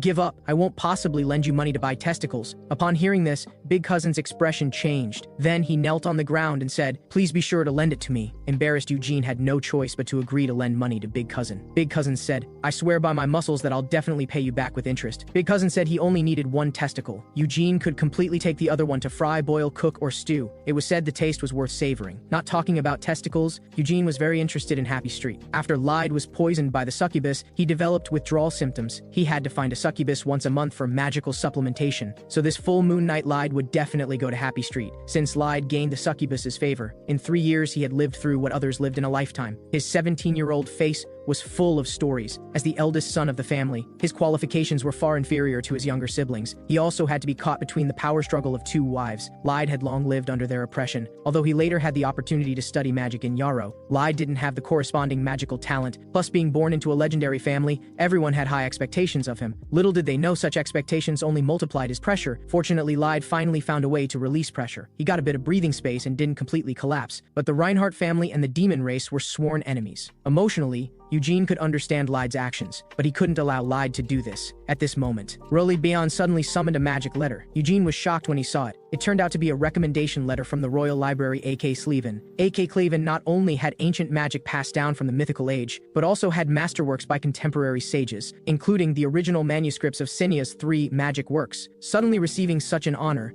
Eugene instinctively wanted to be modest. He really was a 1 in 10,000 magic genius. Brother Lyde studied hard for 3 years and couldn't get into a single magic tower. He had just come to Yarrow for a month and was already guaranteed admission to A.K. Cleven. Indeed, people's joys and sorrows were different. Life was so good. But what exactly had Lyde done with the succubus? Eugene said he had to personally confirm it. The flower district on the full moon night was bustling with excitement. Eugene and Big Cousin also quietly arrived. Of course, to avoid being recognized, both used transformation magic. After all, main family disciples entering the red light district would definitely make headlines. Big Cousin didn't understand but still thought it made sense. At this time, the tour guide called. He would stand at a high place to observe Lyde's movements. After all, Lyde never used transformation magic, and he always wore a black robe, making him easy to identify. Upon hearing this, Eugene was furious. Visiting the red light district so brazenly, Lyde's actions were simply too numerous to record, extremely evil and enviable. But Big Cousin wasn't concerned about this. He just wanted to quickly go by the giant clan's testicles. The auction paid great attention to customer experience. All guests were arranged in different private rooms. No one knew anyone else's identity. Before long, the auction officially began. Although the host's introduction was interesting, the auction items were lizard horns, or devil fruits, and little orchids. Eugene had absolutely no interest in these. When would the giant clan's testicles come out? Big Cousin was very anxious. But when the host displayed the next auction item, Eugene couldn't sit still. This was an item that had failed to sell multiple times. Its only function was to emit beautiful light under moonlight. It was a very good choice for picking up girls. However, before he finished speaking, Eugene was already bidding. Fortunately, no one raised the price, allowing Eugene to successfully win it for the high price of 1 million. Eugene's heart was already in turmoil. He hadn't expected to see it in such a place. That was the turbid blade that wasn't left in history,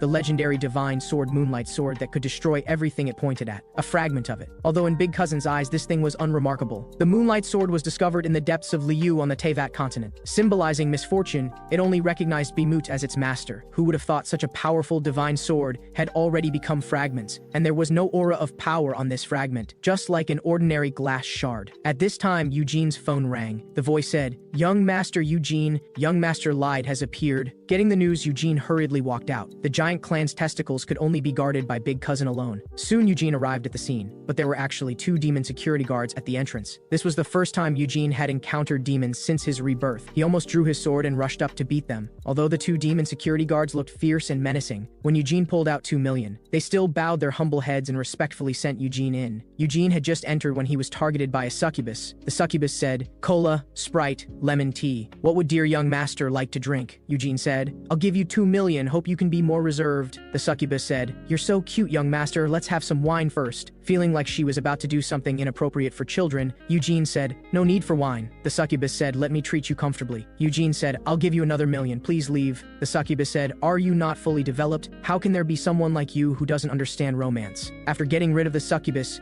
Eugene entered the main hall alone. He immediately ordered a table full of chicken legs to reward himself. Indeed, succubi weren't as delicious as chicken legs. Before long, he saw 2 demons supporting a mysterious man walking out of a mysterious room. It was his big brother Lyde, but he looked quite worn out. Seeing this situation, Eugene was almost furious to death. Lyde not only had a messy relationship with succubi, but also let demons support him. He really disgraced the Reinhardt name. Eugene suppressed his anger and quickly got up. He wanted to find out where the demons would take Lyde. Looking at Lyde's mental state at this time, he shouldn't be able to handle a second round. What exactly were they planning to do? Just as he was about to follow, Eugene's path was blocked. Several people clearly came with ill intentions, menacingly approaching. They didn't waste words upon meeting. directly giving Eugene a chokehold. Unfortunately, he misjudged the situation. Eugene was a man who had been muscular since age 13. He directly gave the opponent an uppercut to the jaw, knocking him down directly. He fell to the ground, unable to get up. The two accompanying lackeys weren't intimidated at all. They directly drew weapons and charged forward, but they couldn't even touch Eugene's clothes. Instead, they were directly sent flying by Eugene. Still coming out to rob with this level of skill was simply laughable. Eugene said, "Friends, can someone now tell me in detail what this place is? How did they all pass out?" But they were all down, so it seemed he could infiltrate secretly. Without a word, Eugene directly kicked down the door and walked in. Why was there a smell of contraband in the air? What kind of place was this? Eugene's appearance terrified the three brothers nearby. The three brothers who were indulging looked fierce. Seeing this, Eugene said, "What a coincidence." However, the three brothers immediately drew their swords and charged forward. Eugene raised his hand and pointed. The magic attack directly hit them. The three brothers were instantly knocked to the ground. Then Eugene directly drew his storm sword. The opponent frowned, realizing things weren't simple. Did this person have a hobby of abusing raccoons? Who knew? Eugene directly raised the sword above his head. In an instant, sharp sword energy swept out, directly leveling all rooms on the first and second floors. But Lyde's figure wasn't found. Since he wasn't on the first and second floors, the target was obvious. He must be on the third floor. Eugene directly fired a magic spell upstairs, then leaped into the air. He discovered a mysterious room in the corner. "Big brother, I'm coming to find you now." However, at this moment, the door actually glowed with waves of blood-red magic. In a flash, a pillar of blood-colored magic surged forth. At the critical moment, Eugene quickly threw out the moonlight sword fragment. The powerful magical light wave couldn't advance an inch. It was all blocked by the fragment. Although it was just a fragment, the Moonlight Sword's magic immunity characteristic was indeed still there. Eugene said, "Old man, you just used black magic, right? You didn't even give a warning. You wanted to kill me, right? Then it seems you're prepared for battle." Eugene's erupting white flames were like a lion's mane. The guarding old man was almost scared to his knees. Fortunately, the demon brothers appeared, restoring the old man's confidence. Seeing this situation, Eugene laughed angrily on the spot. He said, "Just these two pieces of trash think they can block my way?" The demon brothers ignored Eugene's words and directly showed their claws. Eugene also stopped talking. In an instant, Eugene had already deployed his sword stance, but the demon brothers were completely unaware, directly rushing forward. Eugene swung his sword, summoning a tornado, solving one of them in a few moves. Witnessing his big brother's tragic death, the other demon was furious. In his anger, he actually delivered the peak strike of his life. However, it wasn't Eugene who was hit, but himself. He couldn't believe he had been defeated so easily. But Eugene didn't give him a chance to catch his breath. He directly reached out and grabbed its face. It couldn't move at all. It sat down directly on the ground. The fierce white flame energy destroyed Eugene's disguise. The old man on the side couldn't believe his eyes. That signature white hair. Could it be Eugene Reinhardt? Eugene said, "Since you know, then get lost." When push came to shove, the old man still wanted to make excuses, but with his elementary school education, he couldn't make up stories. He steeled his heart and directly launched an attack at such close distance. "Let's see how you dodge." However, Eugene wasn't afraid at all. Just one zhang distance, Eugene instantly arrived in front of the old man and swung a sword. This sword was only 0.01 centimeters from his throat, but he didn't dare make excuses, only wanted to kneel. Before figuring out the truth, Eugene decided to spare his life for now. In the room, Lyde was lying quietly on the bed. In the basin under the bed were strange items emitting an eerie glow. The old man said, "That's a unicorn's heart, a sacrifice offered to make a contract with the succubus, and the demon who is about to make a contract with young master Lyde is a subordinate of the legendary succubus Queen Bella." Eugene angrily said, "So this is the reason Lyde indulged in contraband and privately mixed with succubi?" Hearing Eugene's angry questioning, the old man knelt on the ground and said, "These were all young master Lyde's wishes. I didn't dare refuse the young master's orders." Eugene accused, "Of course you wouldn't refuse taking Lyde's gold coins by the handful while arranging for him to make contracts with your master. You really struck it rich. If you don't want to die, kneel there properly." Eugene looked at Lyde's indulgent appearance on the bed. There was even unknown liquid remaining at the corner of his mouth. Instantly, his anger soared through the roof. He went directly up to him. Lyde, still in his dream, was instantly startled awake. He couldn't figure out what was happening now. Eugene said coldly,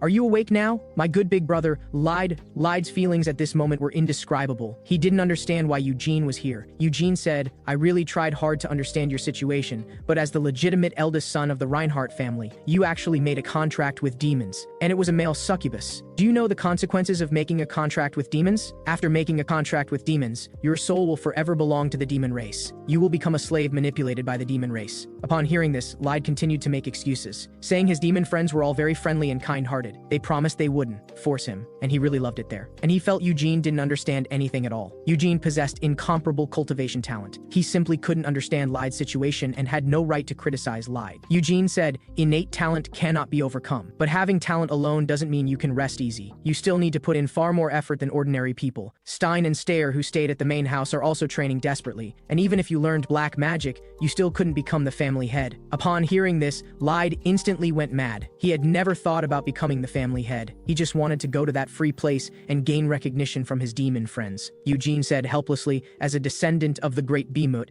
yet wanting to go to the demon realm Hamuder. If you weren't the legitimate eldest son of the main house, do you think they would play with you here? How can you be so stupid? You were born standing at the finish line that others could never reach in their lifetime, yet you still have the nerve to be decadent here. Eugene couldn't stand it anymore. He directly punched him flying. Eugene had no interest in listening anymore. He then took out his phone to notify Roly Bion. Moments later, the old man was taken away by guards. In 3 years' time, a sunny youth had actually become like this. Roly Bion's heart was also filled with indescribable disappointment. That night, the family head and the first lady rushed to Yarrow. This scene left them only with silence. But just then, a mysterious visitor suddenly arrived. It was actually the legendary Black Magic Master, who had personally made a contract with the reclusive Demon King, also the current Black Tower Master Borzak Robes. What was he planning to do? It turned out he had come to accept blame. Although this had nothing to do with their Black Magic Tower, the main culprit involved was a Black Magic Master. There was no choice. He could only choose to take responsibility for this matter. The young maiden was imprisoned. All accomplices were arrested on the spot. This was very harsh to Guyard's ears. As if under pressure from the Reinhardt family's prestige, he had lowered his head and admitted wrongs he shouldn't have admitted. Of course, the First Lady didn't think so. She firmly believed it was the Black Magic Master who had bewitched her son. For this, the Black Tower Master also brought a message from the Demon King. The reclusive Demon King expressed that bringing unhappiness to the dear Behemoth family made him feel very sad, so he would personally cut off the head of the involved male succubus. Upon hearing this, Eugene was furious. The reclusive Demon King actually called Behemoth dear. Sooner or later, he would chop his down. Seeing the atmosphere becoming awkward, the Black Tower Master chose silence. Face had been given, and it wasn't suitable to stay here longer. Before leaving, he didn't forget to give Eugene a mysterious smile. Then Eugene also got up to leave. After all, he wasn't in a good position to participate in dealing with Big Brother Lyde. Family head Guyard expressed his apologies to Roly Bion. He would take Lyde back to the main house. The First Lady on the side was shocked. She felt her son hadn't even begun learning black magic and would reform. He might even become more diligent in the future. There was no need to take him back to the main house. But Guyard's face was gloomy. Lyde's actions had damaged the family's reputation. He had to return to the main house to receive education. The First Lady said, "Where is there still a place for Lyde in the main house? Now the main house has been taken over by Stein and Stair. Lyde must stay in Yarrow no matter what." The First Lady angrily scolded Guyard for never caring about Lyde. All he did was hover around Anissa and those two damn children. Sometimes I really feel sorry for family head Guyard. The First Lady was a sickly yandere. The Second Lady was sinister and vicious. Indeed, pure love was the way to go. The First Lady said, "If you really care about Lyde, you should let Lyde become Roly Bion's disciple. If you're worried about him going astray, you should send someone to supervise him constantly." The First Lady disagreed with taking Lyde back to the main house. She would rather take Lyde back to her parents' home. Guyard said helplessly, "If you wish it so, then let's do it this way." On the other side, Eugene, who was just about to go back and rest, discovered someone had been waiting for a long time in the shadows. It was Black Tower Master Borzak. The indoor atmosphere had been too serious just now. There was no chance to chat. He said the reason he was willing to take responsibility was largely because of Eugene. He knew Eugene hated black magic, but asked Eugene not to hate him. Faced with the Black Tower Master's outstretched hand, Eugene chose to ignore it. Eugene hated all black magic masters. The Black Tower Master, feeling awkward, quickly changed the subject. He would, like Roly Bion, recommend Eugene to AK Clevin. This way, Eugene's chances of going to AK Clevin would greatly increase. It looked really sincere. Eugene said he'd take the gift but wouldn't do the work. It was already dark. He needed to hurry home for dinner. The helpless Black Tower Master then turned to leave. At this time, Eugene said, "Did you really not participate in Lyde's matter?" Borzak said, "I'm proud to be a black magic master. So even if it's the main house's legitimate eldest son, if he has no talent, then he's not worthy of becoming a black magic master. I hope you can understand my meaning." Eugene thought back to Lyde and was also very helpless. He was just a pitiful guy who longed for recognition. Back in his room, Eugene looked at the unicorn heart before him. This heart was in very good condition, perfect for frying, boiling, cooking, or stewing. But extracting magic power directly from the heart was the cleanest and most convenient method of use, feeling the pure magic power emanating from the heart. Eugene might be able to reach 4 stars before age 20. That would refresh the fastest record in family history. Jiwon and Guyard were White Flame style 6 stars, already among the strongest on the continent. But they weren't Eugene's targets. Behemoth had created the White Flame style. Eugene wanted to incorporate everything of Helmo into it on that foundation. Then he'd crush all those demon kings into slag. On the other side, Big Cousin successfully bid on the giant clan's testicles. Final price 300 million. "Eugene, pay up." Upon hearing this, Eugene was shocked. "You want to spend 300 million to buy 2 testicles? And with my money?" Big Cousin said, "Hurry up, Eugene. When it's done, I'll scrub your back." Big Cousin was relentless. Eugene had no choice but to pay. Then Big Cousin invited Eugene to his residence. After all, the chance to see testicles with your own eyes was very rare. Upon hearing this, Eugene felt a chill. Did he look like someone interested in that thing? But Eugene still decided to go back with Big Cousin. He was very interested in Big Cousin's red flame style, wanting to see what was different from White Rock Flame. Maybe he could even combine the two. Eugene, who was thinking, seemed to notice something. He immediately rushed out, desperately chasing. It couldn't be wrong. He absolutely couldn't be mistaken. That unnatural light purple hair color. That color that could only be produced by integrating massive magical power. Pushing through the crowd, Eugene finally saw clearly that the figure from just now was right ahead. Senya, is it really you? After 300 years apart, he had finally seen the person he'd been thinking about. At this moment, though he had 1,000 words, he couldn't make a sound. Senya was still as graceful as before, but Eugene was already different. He didn't know if Senya could recognize him. If he told her he had been reborn as Bemut's grandson, she would definitely scold him. After all, even after 500 more years, her personality would definitely still be that volatile. Eugene couldn't help but want to step forward and hold Senya's hand. How could this be? Could it be a spirit? Could something have happened to Senya? No, this was an illusion created with magic. Eugene helplessly lowered his arms. His heart was dead as ash. At this moment, Senya's phantom slowly turned around. Eugene's heart was filled with excitement. How could he tell her that he was Helmo? Would she recognize him? This appearance would surely awaken her memories. Senya, who had turned around, seemed to confirm something, and a slight smile appeared at the corner of her mouth. She opened her mouth, as if she was speaking. After speaking, she smiled gently, then began to dissipate in the air. Were you saying, have you found it? The future we both long for still lies ahead. I hope to walk alongside you towards such a future. Do you know, Senya? I'm very happy now, because I've found you too. Before we truly meet again, I will definitely become more reliable. Eugene looked at the bustling street and fell into deep thought. Without a doubt, Senya was still alive, which was why she could come looking for Eugene. Perhaps like Tanfist, she recognized Eugene's soul. Perhaps she found Eugene's location through the necklace. Either way, Senya definitely knew about Eugene's rebirth. But since she couldn't come in person, it must be because of a seal. Perhaps Senya sealed herself, or perhaps she was sealed by the Demon King of Confinement. Senya must be unable to act freely now. This time you came to find me, so next time I'll come to find you. Please wait for me. Suddenly a voice rang out, looking up at the sky at a 45-degree angle. Eugene, are you afraid your tears will fall? What are you secretly plotting all by yourself? Eugene said, stop talking nonsense, hurry home and show me your red flame style. The big cousin found Eugene's hobby very strange. He had already mastered the white flame style, yet he was still interested in the red flame style. Seeing this, Eugene said, you seem to be working on something new. Can't you generate power without exploding your clothes? His big cousin said, that's not it. Don't you know about exploding clothes plus critical hits? Open your eyes wide and watch carefully. Although the big cousin was particularly troublesome, it had to be said that the power of the red flame style was also extraordinary. The mainstream red flame style of the main family couldn't achieve nuclear fission, but through the continuous efforts of the branch ancestors, it had now successfully split the red flame style to 5 stars, making it one of the best among the family branches. The big cousin still wanted to show off his 2-star strength, but Eugene chose to ignore him directly. It seemed that splitting the red flame style to 5 stars was already the limit. Baymut created the white flame style as the main family's secret transmission, then taught the red flame style to the branches and vassals. This created a gap between the main family and the branches. Eugene couldn't understand no matter how he thought about it, based on his understanding of Baymut. He shouldn't be such a petty person. Now it seemed there was no need to combine the white flame style and red flame style. Then Eugene turned and left, saying, the giant's testicles can be left for big cousin to admire alone. Returning to the red magic tower, Eugene came to the training room. The book in AK7 must contain clues about Senya. Now that he had obtained recommendation letters from 2 tower masters,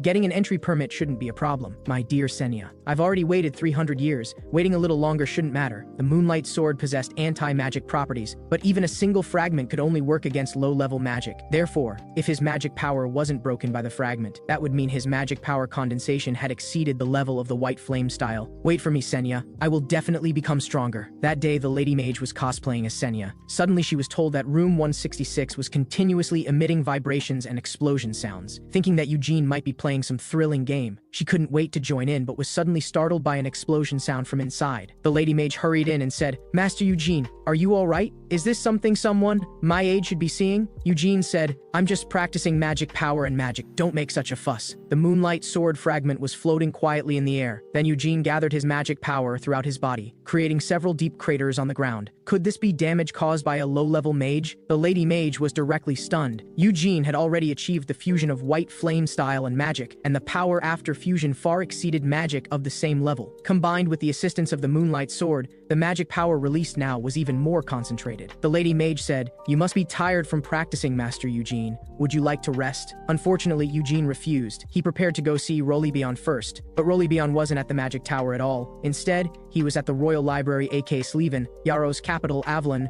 was located at the center of the 5 magic towers. Surrounded by lake water, it could only be reached by boat, and no other magic could cross the lake water. Because Senya had sealed the entire Avalon with magic, and even hundreds of years later today, the seal remained intact. Eugene couldn't help but marvel at how amazing Senya was. With his current magical knowledge, he couldn't understand at all how Senya had sealed the entire royal city. The lady mage leading the way noticed that Eugene was absent-minded, so she gave Eugene some popular science about what they saw in Avalon. Even tower masters couldn't use magic in Avalon. Only the court's mage corps could cast spells freely. The magic towers and Yarrow had a mutually supportive relationship. Although loyal to the royal family, they had the right to refuse unreasonable commands. The relationship between the magic towers and the council was actually deeper, so the magic tower mages became the council's highest combat power. Currently, 3 people opposed Eugene's recommendation letter. They were the Blue Tower Master, the Green Tower Master, and the Mage Guild President. Eugene needed to gain their recognition to enter and exit AK Cleven. Then the Lady Mage bowed to Eugene in farewell. Go for it, Master Eugene, you're the best. Eugene definitely wouldn't give up easily. He still needed to find clues about Senya from AK Cleven. At the council venue,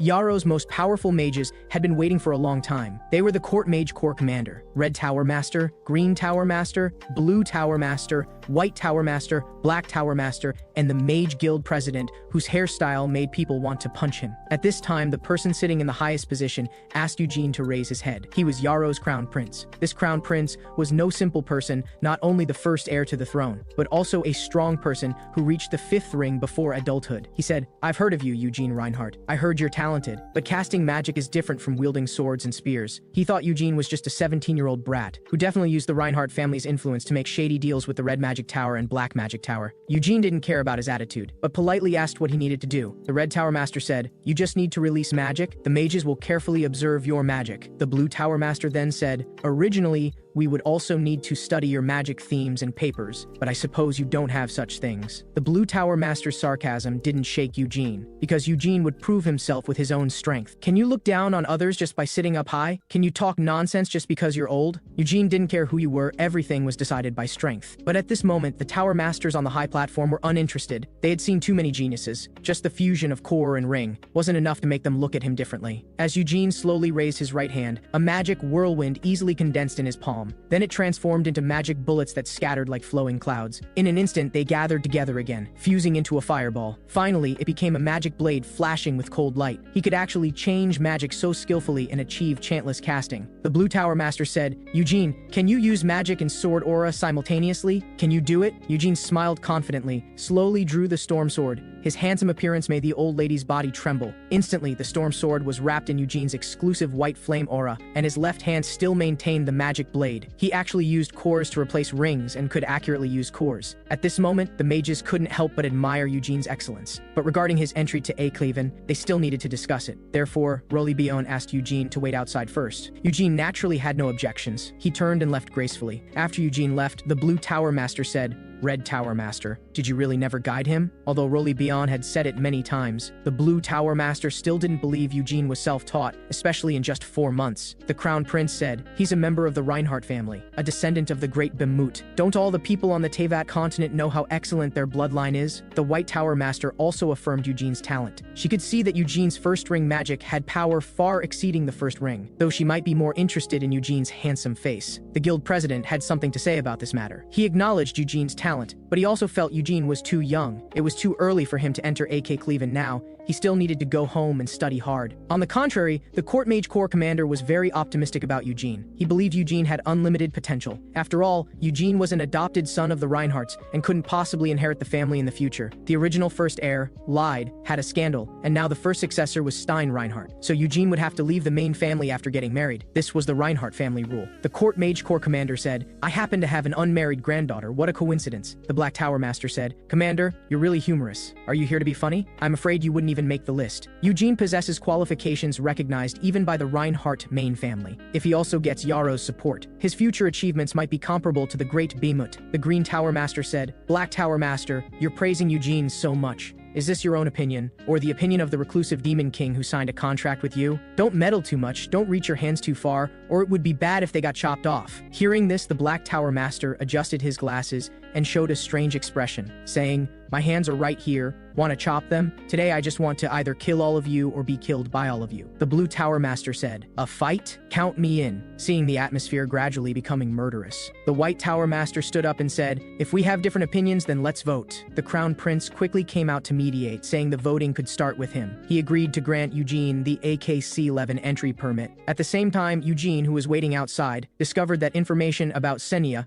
was carved on the wall. Suddenly, Eugene felt a chill behind him. It turned out the White Tower Master had appeared behind him. Eugene said, "Move away from me, don't get so close. This puts me at a disadvantage." The White Tower Master said, "Do you know what you're saying, Eugene? I'm the famous beauty of the Magic Tower, the ceiling of beauty among female Tower Masters." Eugene said, "Aren't you the only female Tower Master?" The instantly embarrassed White Tower Master quickly changed the subject. Regarding Eugene's entry to AK-11, 5 people voted in favor, 2 opposed, and 1 remained neutral. Eugene said, "Then it's settled. Can I go upstairs now?" The White Tower Master said, "Aren't you curious about everyone's positions? Let me tell you the truth. The one who remained neutral was me." The White Tower Master remained neutral because she didn't want to get involved in annoying verbal disputes. And that Blue Tower Master who talked a lot earlier, she thought he would oppose, but he actually voted in favor in the end. Isn't that surprising, Eugene? Guess which 2 people opposed? They were the Green Tower Master and the Mage Guild President. Seeing Eugene had no reaction, she said, "Are you really 17? Such a cold reaction." Eugene said, "If there's nothing else, I'll go first. You rest well." The White Tower Master came to chat up Eugene because she was interested in Eugene's storm sword. White Tower Master Mangas was the strongest spirit summoner of the current generation. Both the Lightning Spirit King and Earth Spirit King had signed contracts with her. Her dream was to collect all the Spirit Kings, but the Wind Spirit King had always refused to see her, so she wanted to obtain Eugene's storm sword. Previously, the White Tower Master had even sent letters to the Reinhardt main family, but family head Geyard refused to lend the sword no matter what. Eugene said, "Sorry, wife and sword are not for lending." The White Tower Master said, "Then what if your wife asked to borrow the sword?" Eugene said, "Still no lending. The storm sword is just temporarily lent to me by the main family." The Wind Spirit King was now extremely aloof and proud. Eugene had summoned for 4 years, but it never appeared again. Therefore, lending it to the White Tower Master wouldn't matter, but the deal couldn't be completed so easily. Maybe he could even get some unexpected surprises. The storm sword was a must-have for the White Tower Master, but she wasn't in a hurry. Eugene came to the front desk and received the AK-11 entry permit. The Royal Library AK-11 had 15 floors in total. Floors 12 to 14 contained Senya's magic books, and each floor of AK-11 had exclusive familiars. They were all left by legendary great mages in history, including Yarrow's founding king and the wise Senya. Information about Senya might also be hidden in her familiar. The White Tower Master knew Eugene was very interested in Senya. After all, Eugene had visited Senya's mansion as soon as he arrived in Yarrow. If Eugene agreed to lend her the storm sword, she would tell Eugene her exclusive information, but Eugene didn't pay attention to the White Tower Master. He planned to go to the library first to investigate carefully. The White Tower Master said, "Are you planning to go to the 12th floor? I knew you liked Senya.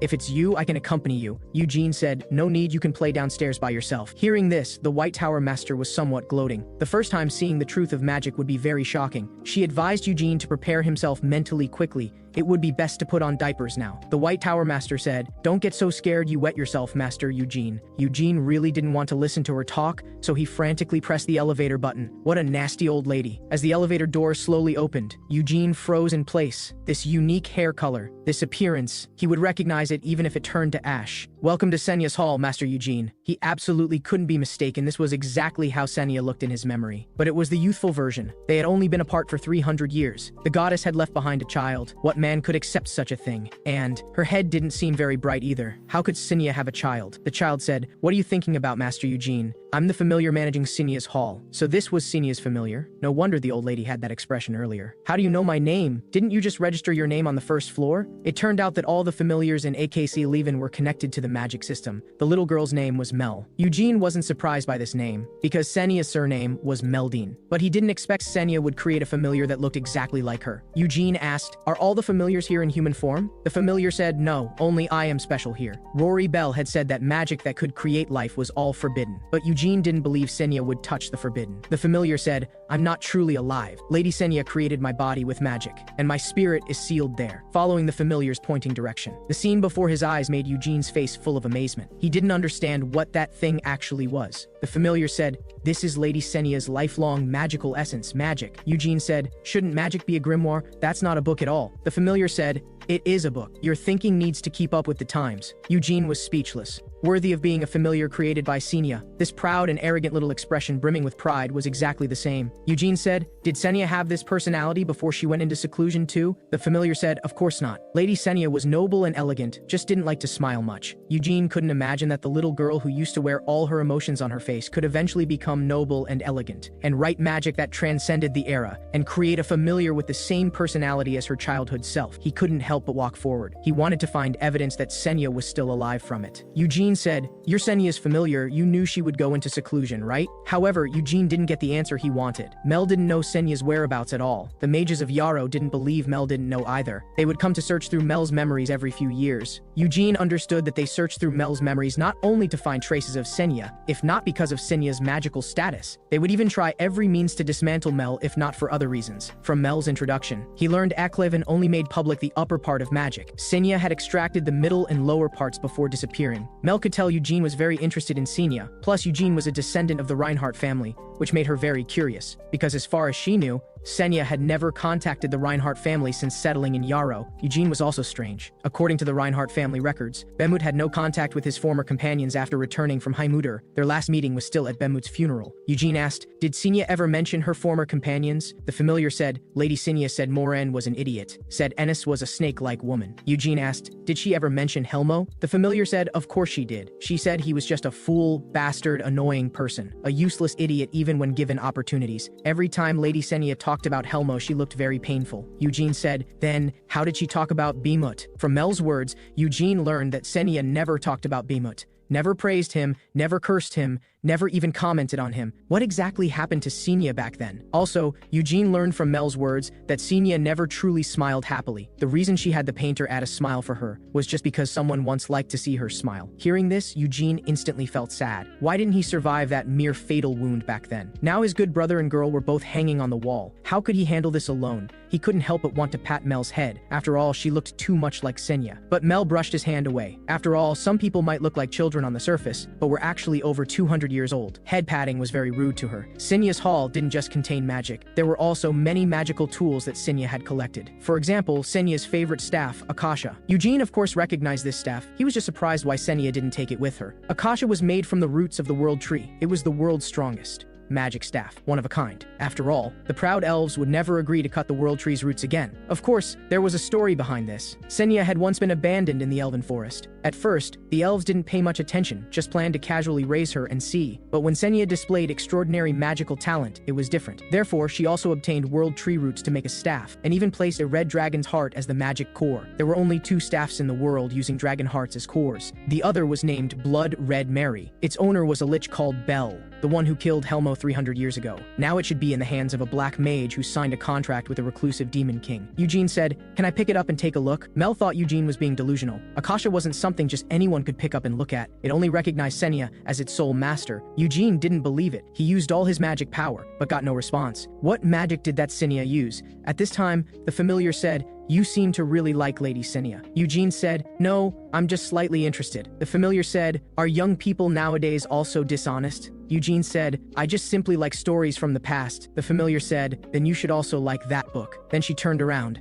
ran to the bookshelf and took out a book, saying, "It's this book, The Great Adventure of Hero Bemut." This was a fairy tale book that recorded the great Bemut and his companions creating history together. Mentioning this book made Eugene very angry, because it depicted Helmo as a stupid idiot. But Mel said, "You misunderstood. What you saw should be the revised version, which is different from the original version. In the original version, Helmo was much stupider. He was a crude fighter with incomplete brain development, and completely undeveloped cerebellum, who relied mainly on brute force. Later, to maintain the hero's image, it was slightly beautified. And here there are even more interesting things. Senya extracted her own memories and personally left them. That is the truest appearance of the companions who once adventured together, seeing the phantoms of his former companions. Eugene immediately started praising them. Mel thought he was talking about Bemut. Eugene said, "Never mind Bemut. Helmo was the team's visual appeal. Doesn't he have the charm of being tamed by a beast?" The familiar said, "How did you manage to say something so disgusting?" Then the two began to examine the magical materials. Senya's collection was on floors 12 to 14. The 13 14th floor mainly collected Senya's handwritten notes and research, but Eugene couldn't understand them. The 14th floor mainly collected research results and grimoires. Of course, Eugene still couldn't understand them. Mel suggested Eugene should experience the book magic. This was Senya's most famous masterpiece. Not only did it record the most suitable way to use rings,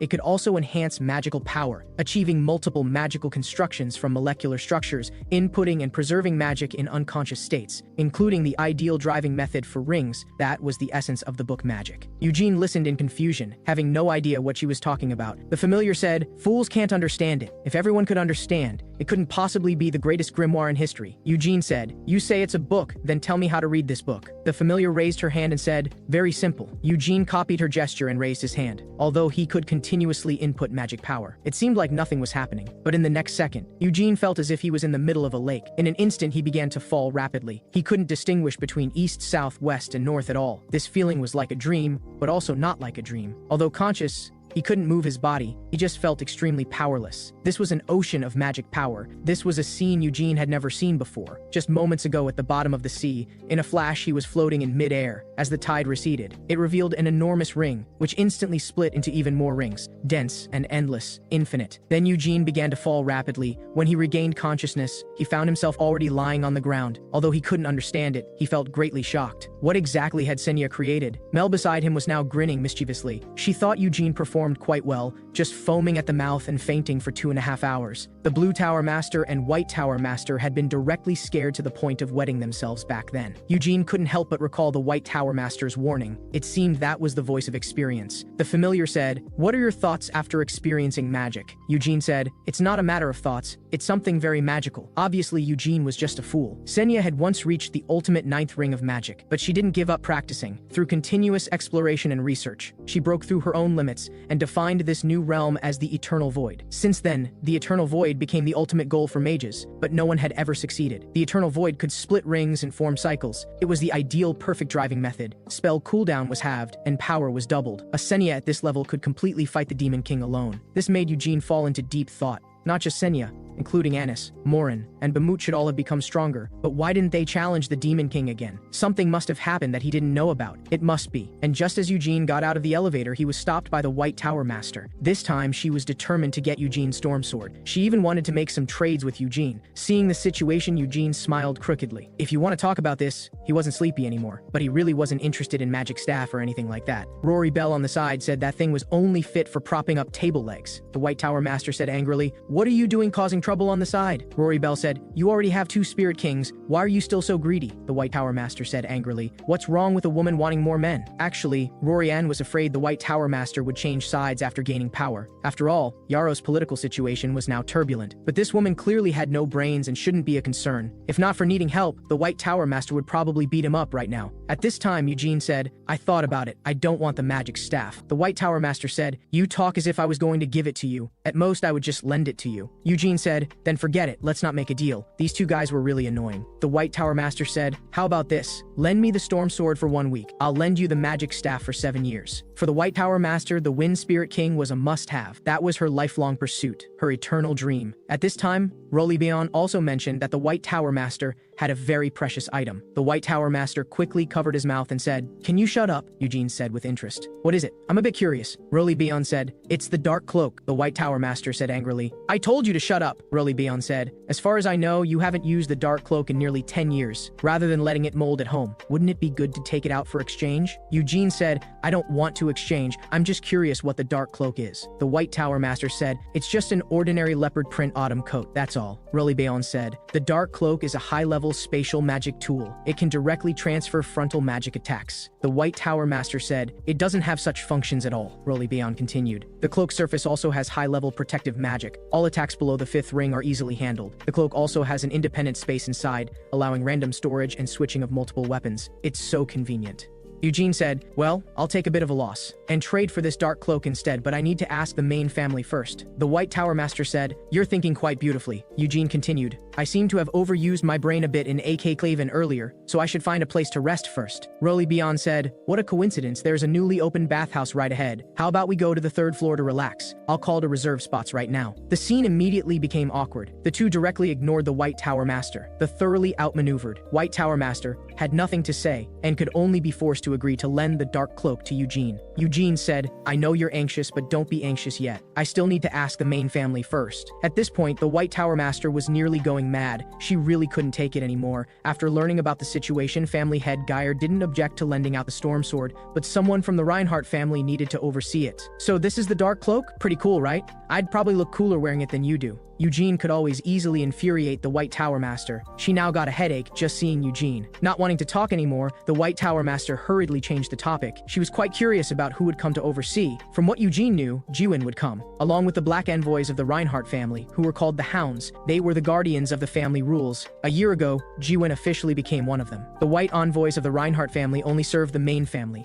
but the black envoys served the name Reinhardt itself. Those who could join were all renowned powerhouses in the family's history. The Council of Elders behind them was on equal footing with Geird. Although the legends sounded mythical and somewhat absurd, Eugene had lived in the main family for 4 years and had never seen them once. This made Eugene very curious how powerful the legendary black envoys really were. At this moment, Eugene approached the White Tower Master, wanting to take off her dark cloak. The White Tower Master immediately pulled her clothes tight and said, You actually want to strip my clothes off? Eugene said, Since you know, be more careful. If it gets snot on it, how can I wear it later? The White Tower Master said, Are you worthy? Roly Beyond said, You two stop arguing, they're here. As the car door slowly opened, a figure quietly appeared. Why would she appear here? The person who came was none other than Stair. Stair, what are you doing in Yarrow? Mother's birthday is coming up, so I came to shop for Stein, and I'm also curious about how you're doing. Eugene responded indifferently that he was doing well. While Stair clearly had many things to say, she couldn't say a single word at this moment, when he'll learn to understand love. At this time, Jiwon's figure also slowly appeared. He was still as spirited as ever. Following closely behind him was a burly old man, and you could tell at a glance that he was an extremely formidable character. His thick beard paired with his muscular physique. This guy must be connected to the big cousin somehow. Then another person walked out of the carriage. This was a very pure magician, probably here for the contract of the transaction. After them came a woman with an extremely powerful aura. It wasn't hard to see she was very confident in her strength. She walked with great authority and seemed to be very skilled in martial arts. She must be the person with the highest status here. She spoke, It's been about 30 years since we last met, Roly Bayon. You've actually become the Red Tower Master. Roly Bayon replied modestly, These are all just empty titles. Then she turned to ask Eugene, You must be Eugene Reinhardt, right? Although he didn't know her identity. Eugene knew that bowing at this moment was the right thing to do. I am Carmen Reinhardt. By seniority, I should be your great aunt, but don't call me that. Eugene's gaze instantly became dazed. This woman looked so young, yet was actually family head Geird's aunt. How could such a big shot appear because of his matter? Why was she really here? Roly Bayon displayed excellent hospitality, leading everyone to the conference room for negotiations. Carmen was the previous family head sister. Because she couldn't get married, she stayed in the main family. She was now the captain of the Black Envoy Knights' 3rd Squad. The bearded old man was from a branch family and was now the 3rd Squad's vice captain. Magicians were very rare for the family and also from a branch family. He would preside over the transaction with the White Tower Master. As magic power flickered at his fingertips, a contract document formed by magic power appeared before the White Tower Master. The White Tower Master said, What happens if the storm sword gets damaged? Why isn't this written clearly? Carmen on the side responded, If the sword is destroyed, you pay with your life. She believed the storm sword was priceless, and borrowing it required betting one's life. The White Tower Master said, My life is also priceless, so there's nothing to discuss. Carmen slowly put a cigarette in her mouth and said, If there's nothing to discuss, then there's nothing to discuss. I don't care. Whether to lend it or not is up to you. Seeing the negotiation about to fail, the magician quickly stepped in. He said this was just a contract formality, and the White Tower Master needn't mind. If it really happened, they could discuss it then. The White Tower Master could see the main family was trying to extort her. They had identified her needs and were taking advantage of their creditor status to be presumptuous. At this moment, Carmen slowly pulled out a huge pocket watch, grumbling for them to hurry up, as she still had to go to the prison later to interrogate the imprisoned black magician. Roly Beyond realized she was here for Lyde's matter, but they had already decided to handle it according to Yarrow's laws. This seemed completely different from what Geirt had said, so what should be done now? Eugene was just shocked. She had both a big pocket watch and a small watch, held a cigarette but didn't light it. What kind of big shot was this? Carmen confidently immersed herself in her own world, as if everything here had nothing to do with her. Eugene didn't know how to speak up and could only use his eyes to signal the White Tower Master that the transaction must continue. At this moment, the White Tower Master thought, If I borrow the storm sword for 3 hours, I can get my cloak back in 2 months. The more she thought about it, the angrier the White Tower Master became, so she simply stopped thinking. She just wanted to sign quickly, finish quickly, and quickly get away from these calculating people. Just like that, Eugene got the dark cloak, and the White Tower Master got the storm sword she had been longing for. At this time, Carmen said, This style is not bad. I really like the fluffy fur collar. It reminds one of a lion's mane. It's just that the color has some flaws. If it were white, it would be even cooler. What was she talking about? What did this have to do with her? Seeing Eugene standing still, Carmen just looked at him like that. Stair on the side said, Quick, take it off for her. She wants to try it on. If she wants to wear it, why doesn't she say so herself? How can a big shot say such things herself? Seeing that Carmen was already prepared, Eugene could only helplessly offer up the dark cloak. With a swoosh, the cloak was draped over Carmen. Carmen posed by herself, not forgetting to critique the cloak while doing so. The chest should have a lion ornament. The back is too plain. It could be embroidered with the family crest. Hearing this, the White Tower Master said, "This is just a loan to you all. Don't mess around with it. How would a big shot pay attention to others' anger?" She directly turned and left. The magician looked back and said, "Coming with us, Stair?" Stair said, "No, I want to stay with Eugene." Then the two went shopping on the street, preparing to pick out gifts for the second lady. Eugene took the opportunity to reveal to Stair about Xian's fondness for rabbit ears and uniforms, including those unspeakable books he hid under his bed. After all, Xian would become the family head in the future. If all the maids in the main family dressed as bunny girls, it would damage the family's image. But he also hoped Stair could consider Xian's dignity and pretend she discovered it accidentally. Stair said, "So you don't like rabbit ears?" Eugene said, "Who would like such weird things? They're so strange. Speaking of which, why do you want me to follow you when you're shopping?" Stair turned to look at Eugene, her helpless eyes full of disappointment. Stair said, "Do you really want me to wander alone in a foreign country?" Eugene said, "It's not like you'd get lost." Stair said, "Your mouth says you're unwilling, but your body is quite honest. If you have the guts, don't follow me." Eugene looked embarrassed. His strong survival instinct made him shut up in time. Stair was very curious about how Eugene spent his birthday and whether he received any gifts. Eugene said Rolly Bayon and Hera wanted to give him gifts, but he refused them. Hearing this, Stair asked, "Who is Hera? Is she a woman?" Eugene said, "Yes, she's a magician from the Red Magic Tower. You didn't come to Yarrow just to buy gifts, did you? What exactly are you planning to do with Master Carmen?" Stair said, "So you found out." It turned out Stair was pestering Carmen, wanting to become her follower. After all, Cheyenne would become the family head, and she had no interest in being family head, plus the second lady wanted her to go through an arranged marriage. Speaking of this, Stair secretly glanced at Eugene, but Eugene had no reaction, so she could only turn around and panic. If she could become a big shot's follower, she wouldn't have to worry about the future. The second lady also wouldn't be able to arrange her marriage. Eugene very much agreed with Stair's choice. "If you have plans, go fight for them yourself." Lyde had also been taken back to her maternal family by the first lady, and was now urgently hiring a family tutor to continue studying magic. Everyone had a bright future. Stair said, "Let's not talk about unhappy things. Let's go eat." Eugene discovered that Stair had indeed grown up. He couldn't believe this 17-year-old girl was only 14 3 years ago. She was no longer the unremarkable girl from before. Meanwhile, on the other side, the black magician in prison had been beaten to within an inch of his life. But even under such brutal torture, he hadn't spoken. At this time, a figure in the darkness slowly said, Jafid had been practicing black magic for decades, but his talent was limited. If he died like this, his soul would belong to the demon race. So he took risks to contact Lyde, vainly hoping to use Reinhardt to gain power. This was all his personal behavior. Carmen said, "I heard the succubus queen wasn't involved in this matter, so were you involved, Borzak Robes?" He was now accused of luring a sunny youth into black magic. Although they had no evidence that he did it, he also had no evidence proving he didn't do it. After all, he didn't look like a good person no matter how you looked at it. He immediately retorted, "Slander, absolute slander. If I had done it, I would have made it seamless. How could I leave evidence? Do you want to hear what you're saying?" He bowed his head in apology and cooperation with the investigation, only because his style had always been low-key and steady. "What gave you the illusion that I was someone who could be manipulated at will?" In the critical moment, Jiwen instantly flashed in front to block. In an instant, a murderous atmosphere permeated the entire space. Carmen said, "Looks like you're planning to fight first." Seeing the Black Tower Master so determined, she decided to compromise first. After all, torture and mental magic hadn't yielded any information. Rashly starting a group fight would be somewhat impulsive. The Black Tower Master also stopped being murderous, saying that recently the weather had been dry and everyone's temper was a bit hot. He absolutely had no reason to plot this matter and was very innocent. Carmen asked, "What about the other male succubus who planned to contract with Lid?" The Black Tower Master said, "He's not convenient to come himself right now. Are you sure you want to see?" Carmen said, "I don't care." Hearing this, the Black Tower Master smiled and directly raised his right hand. Pure evil power actually materialized into a shadow giant hand, instantly tearing through the space above. Then a demon's head was grabbed out. The Black Tower Master said, "He didn't die peacefully. Do you need me to wrap it up for you?" Then he deliberately dropped the head on the ground, saying, "Oops, my hand slipped." Carmen kicked the head in the air. The head instantly exploded with fresh blood.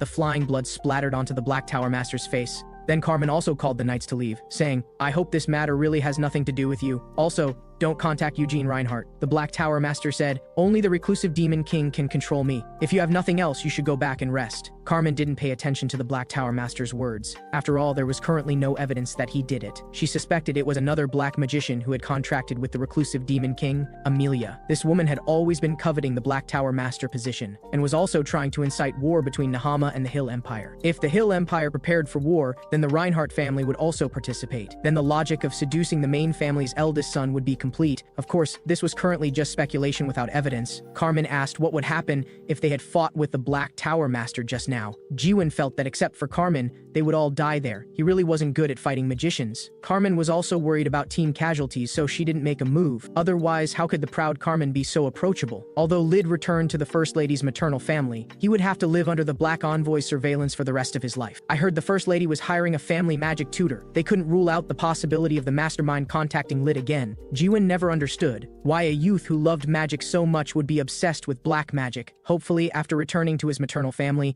he could reform himself. Then the group prepared to return to the Reinhardt main family. Stair also ended her brief reunion with Eugene. Although reluctant to part, she could only wave goodbye. Eugene Reinhardt, do you want to join the Black Envoy Knights? I heard the second squad captain is just short of a follower. Want to struggle 30 years less? But actually, she was the second squad captain herself. Thank you for your kind offer, but I just want to play now and don't want to work yet. At this time, there seemed to be some regret in Carmen's eyes, but it had been so long. Why? Was there still no news from the White Tower Master? She should still be working hard. If she succeeded, she would definitely come to show off. At this moment, there was a figure standing in the storm atop the White Magic Tower. The White Tower Master was holding the storm sword high, but clearly the progress wasn't good. Her face was flushed red, and she wasn't wearing clothes, because being naked could awaken bodily senses. Even though she was shivering from cold, she still gritted her teeth and persisted. All of this was to summon the Wind Spirit King. Unfortunately, she could only see the wind, not the Spirit King. Suddenly, golden lightning appeared in the sky, but she couldn't be happy about it. It was the neighboring Lightning Spirit King who had come. The White Tower Master said, "I didn't summon you.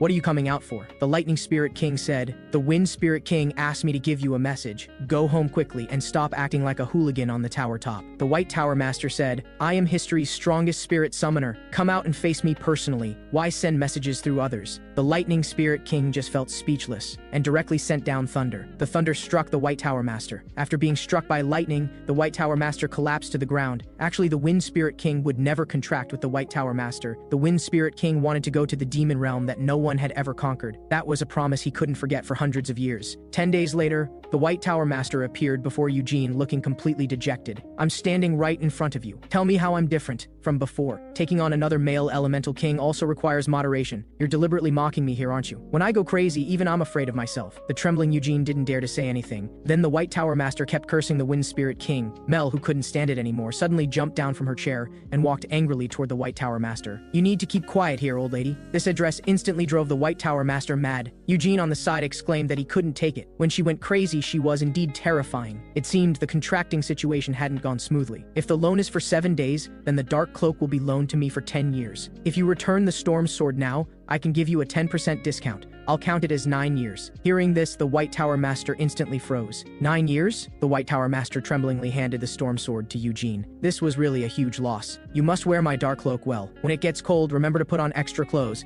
It will be afraid of cold air." After seeing off the White Tower Master, Eugene continued reading fairy tale picture books. This section told the story of the giant race. They were thick, big, and tall. Once the demon race's lackeys, they could easily trample cities and possess the testicles that Big Cousin longed for. But today, their good days were over, because standing in front was the Great Bamut. The human knights were immediately filled with confidence, shouting loudly that they wanted to fight together and become famous as a group. But at the time, the only one on the field who could fight monsters was Bamut's companion, the warrior Helmo. Facing the thick, strong, and fierce giants, the two could still clearly distribute tactics. After all, those who could fight monsters were naturally also monsters. The battle didn't last long. The giant leader's neck was easily severed. The remaining giants were also cremated by the beautiful, kind, gentle, and lovely Lady Sinia. Eugene said, "Was this fairy tale picture book written by Sinia?" Hearing this, Mel felt speechless. Eugene said, "Because the adjectives describing Sinia here are particularly numerous." Mel said angrily, "Who adds adjectives when writing a diary? If you keep talking nonsense, I'm going to punch you." Eugene put down the picture book. He was preparing to challenge the book magic once again. Mel felt Eugene still lacked self-awareness. But Eugene felt that challenging difficulties was basic operation. Whether successful or not, it would be more meaningful. Recently, Eugene had been spending time in AK-7. The Eternal Hole used a huge ring to lock infinite rings. If he could replace this method with white flame-style rings,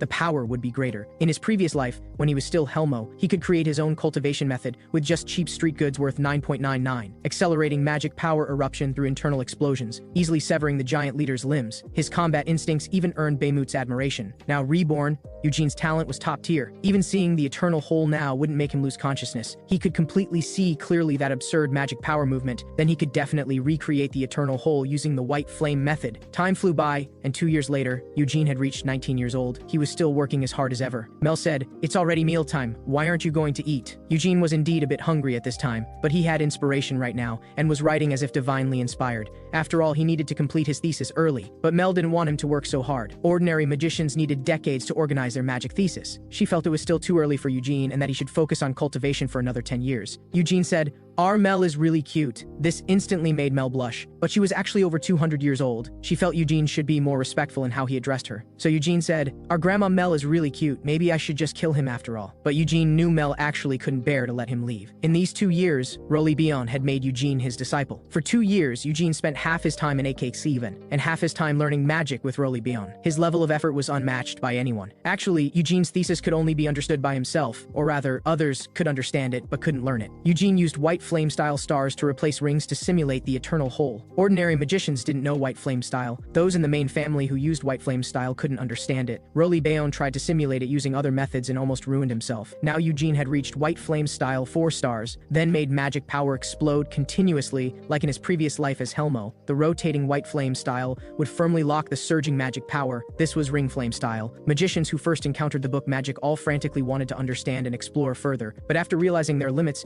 very few could persist. Therefore, in these 2 years, only Eugene persisted in coming to AK Cleven. Mel said, "After completing this thesis, will you leave Yarrow?" Eugene didn't speak, but the answer was naturally yes. Eugene still had to search for traces of his companions, but Mel hoped Eugene could stay. As long as Eugene was willing, he would be the next Red Tower Master. The Mage Corps commander also thought highly of Eugene. He just happened to have an unmarried granddaughter. Also, the Crown Prince had shown goodwill toward Eugene more than once. Staying in Yarrow was Eugene's optimal path to the peak. Mel didn't understand why Eugene wanted to leave. Even if he returned to Reinhardt, Eugene couldn't become the family head. Eugene said, "You're anxious. What am I anxious about? Why would I be anxious? Because I insist on leaving, so you're anxious. Fine, leave if you want. As if anyone would try to keep you. Anyway, I'm not human, just an emotionless familiar. It doesn't matter if you leave me in this boring, quiet, and meaningless place. But please tell me before you leave. Don't just leave without a word like Lady Senya did." Eugene said he understood. Eugene's straightforward answer left Mel speechless for a moment. This made Mel both ashamed and angry. "Eugene, you're really garbage. What kind of garbage am I? Dry garbage or wet garbage? Can't you focus on the main point, Eugene?" Mel loudly accused Eugene of being impolite, being so disrespectful to elders at such a young age. Actually, Mel didn't want Eugene to stay in Yarrow because of her either. She felt she was designed based on Lady Senya's childhood period. So she always said childish things and did childish things. She hoped Eugene wouldn't mind. The real Lady Senya wouldn't do such things. She felt like an idiot saying these things, and Mel was very embarrassed about it. Eugene said, "Actually, the real Senya isn't much better than you." Mel felt Eugene was just talking nonsense. He had never met Lady Senya and was just imagining based on descriptions in fairy tale books. Facing such a fierce Mel, Eugene smiled gently and said, "I'll be able to complete my thesis soon, probably before summer ends. So what? Before leaving, I'll definitely come find you. I have a secret to tell you then." "What secret?" But Eugene didn't speak. Eugene turned to leave, saying, "Don't overthink it. I'll tell you everything then." During this time, the Magic Guild leader had also been pestering Eugene endlessly. Eugene was getting psychological trauma from him. Although the Magic Guild leader was also very capable, he was actually only interested in Eugene's talent. Unfortunately, Eugene wasn't interested in him, including his unmarried granddaughter. "Eugene, you wouldn't want your magic thesis to fail, would you?" He guessed Eugene's grades weren't ideal, so he said, "My professional skills are solid, and my spatial magic is also very good. I can go anywhere. I'm qualified to help you check and complete your thesis." But he actually didn't even know what Eugene's thesis was about. Eugene had recreated the eternal hole and created ring flame style. Apart from the Red Tower Master, he hadn't revealed this to anyone. If he found out, wouldn't he be crawling into his bed every day from now on? This place wasn't suitable to stay long. He had to leave quickly. After returning to the Red Magic Tower, Eugene focused on practicing magic. Roly Bion discovered that even when Eugene used elementary magic, the power alone already far exceeded 5 rings. But currently, Eugene's magic limit was 4 rings. He still couldn't fit high-level magic into the eternal hole. Simply put, the capacity had reached its limit. After all, Eugene was currently only white flame style 4 stars and hadn't perfectly recreated the eternal hole. Perhaps when white flame style's realm improved, there would be a breakthrough. But there were also hidden dangers. After all, this was a newly created magic style. Each realm needed to be explored by himself. He had to be cautious. Learning that Eugene was preparing to leave Yarrow, Roly Bion was also very curious about Eugene's future plans, because he couldn't tell him about his companions. Eugene could only say he He'd first go to the Haru Kingdom to try the Mystic Ice Emperor crab, because that was the country established by that fool Moran. Then go to Nahama to taste scorpion cactus, which was also where Ines last appeared. Roly Bayon hadn't expected Eugene to be such a foodie. Yarrow just happened to have flame lobster, he could try it first. Never expected that they would encounter Yarrow's crown prince while having a meal. Inexplicably,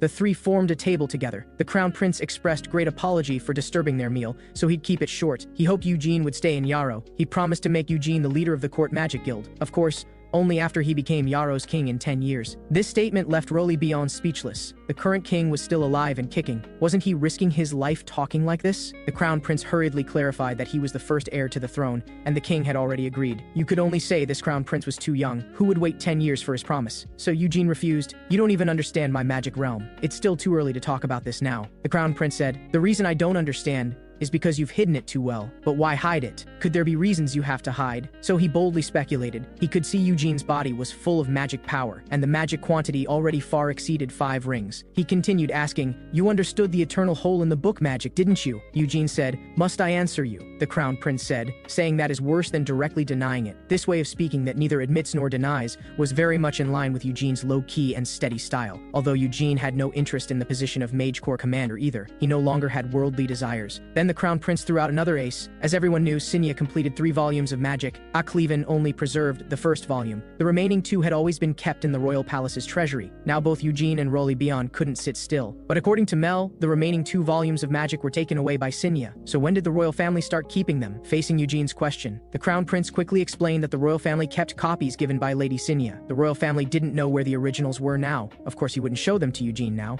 He'd have to wait until he ascended the throne in 10 years. This guy was simply too confident, using empty promises to make people work for him for 10 years. Ridiculous. This morning, Eugene finally completed his thesis. Mel was amazed to discover that the Star Core and Eternal Whole were perfectly combined. Although still far from Senya's level, it was much more powerful than the current mainstream magic styles. But Mel couldn't feel happy, because this meant Eugene was about to leave. She could only express with a tsundere attitude that there was still much room for improvement, hoping Eugene would go back and study harder. But Eugene said he would leave the day after tomorrow. The day after tomorrow? With your personality, shouldn't you leave tomorrow? That sounds nice. You should be able to eat lots of delicious food. Eugene didn't say anything. He just looked at Mel with indulgence. 3 months ago, I told you I had a secret to tell you before leaving. Do you remember? I remember. Then would you tell others about the secret you heard? Upon hearing this, Mel immediately hugged her shoulders. She said, although I'm not human, you can't doubt my character. What big secret is it so shameful? I was reborn. Are you serious? I was reborn, and with memories from my previous life. Is this how people trick children nowadays? My previous life was called Helmo Davis. At this moment, Mel was shocked. She couldn't say a word at all. But seeing Eugene looking at her with a serious face, she instantly blushed and lowered her head to avoid his gaze. If Eugene was really reborn, then many things would make sense. Learning for only 2.5 years, yet understanding the eternal whole, and even converting it into a form that suited himself. After all, the foolish Helmo was a very special figure. The wise Senya grew up in the elven forest, taught magic by elves since childhood. The brave Morn was the son of a polar tribe chief, specializing in hands-on ability. The honest Anis was a candidate saint carefully cultivated by the Holy Empire. The great Bamut was a slave taken by demons as a sacrifice. To survive, he seized the demon's sword. The first time he held a sword, he killed hundreds of demons and dark mages, successfully leading the slaves to escape from Heimuder. Mel had always thought that was legend told too exaggeratedly, but Eugene felt that should be the truth. Bamut was just a monster. In contrast, Helmo's story was much clearer. He wasn't like Bamut, an elite, nor did he have special background or power behind him. As a child, he barely survived the Demon Village massacre. With hatred toward demons, he became a mercenary. Through his own efforts, he gradually gained strength comparable to his companions. Mel said, although in fairy tale books he was the team's comic relief. Eugene said, can we not mention that fairy tale book anymore? At that time, I had almost no magical talent. To surpass Bamut, I focused on practicing martial arts. Compared to Bamut, Helmo was indeed ordinary, but in the public's eyes he was also undoubtedly a monster. What kind of monster is that? Couldn't even withstand mere fatal wounds. At this moment, Mel suddenly remembered Eugene had repeatedly praised Helmo's phantom as handsome. So she said, how did you have the face to say such things? Eugene said, this python-like suffocating charm. Can't you feel it even now? After joking, Mel was very puzzled why Eugene told her he was reborn. She really didn't know Senya's whereabouts. Eugene said, I'm not trying to gather information. You and Senya are really alike. Whether appearance or personality, you're really like her. Am I overstepping, Grandma Mel? I'll forgive you this time. According to what you said, you should be older than me. Do you think Senya really died? Mel certainly didn't think so. she felt Senya must still be alive. Eugene also firmly believed Senya wouldn't die quietly, including Morn and Anis. They should all still be living somewhere in this world. Therefore, no matter how long it took, Eugene would definitely find them. At this moment, Mel said she had something to say. She still harbored wariness about Eugene's rebirth, unless Eugene could swear in front of magic. So Eugene said, I swear, I Eugene am sworn enemies with gambling and drugs. Can you be serious at a time like this?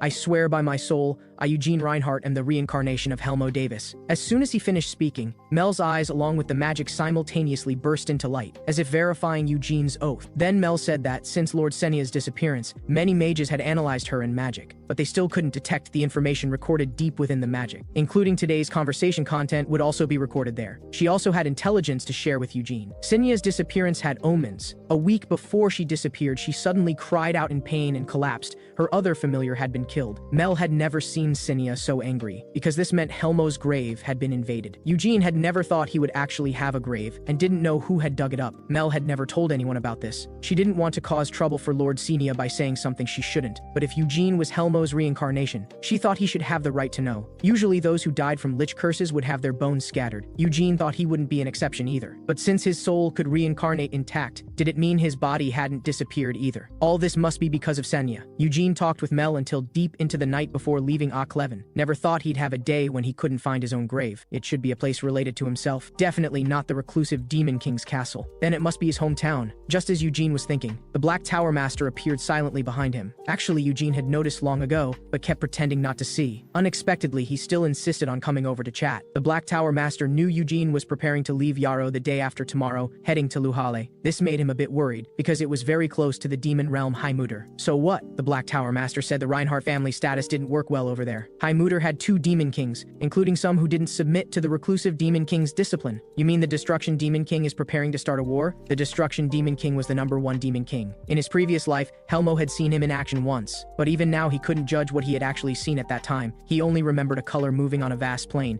At that time, no one could say they'd go kill him if not for Anis's prayers stabilizing everyone. Their bodies might have shown unseemly symptoms of madness. The Demon King's thoughts were temporarily unknown. But demons were brutal by nature. Many of them were already tired of peace. To break the status quo, they might use any means necessary. Of course, some high-level demons had thoughts of rising in rank after all. Among the 5 demon kings, there were still 3 positions available. Eugene smiled lightly and said, fighting and killing isn't good. If they want to rise in rank, wouldn't it be nice for everyone to gather and draw lots? But Eugene knew clearly that his current self definitely couldn't beat high-level demons. Then there was no need to clash head-on. Just don't go to Luhale for now. He then thanked the Black Tower Master for the warning, saying he was preparing to change course to Nahama. The Black Tower Master said, if you're going to Nahama, then please be careful of the desert. Are you telling me to be careful of sand? No, I'm referring to Amelia. She has high freedom at the secluded Demon King's place. If you have conflict with her, you can take out this. Are you asking me to help you deliver a letter? Then I need to inspect the goods first. The Black Tower Master said, feel free. Eugene certainly wouldn't be polite, casually tearing open the envelope. However,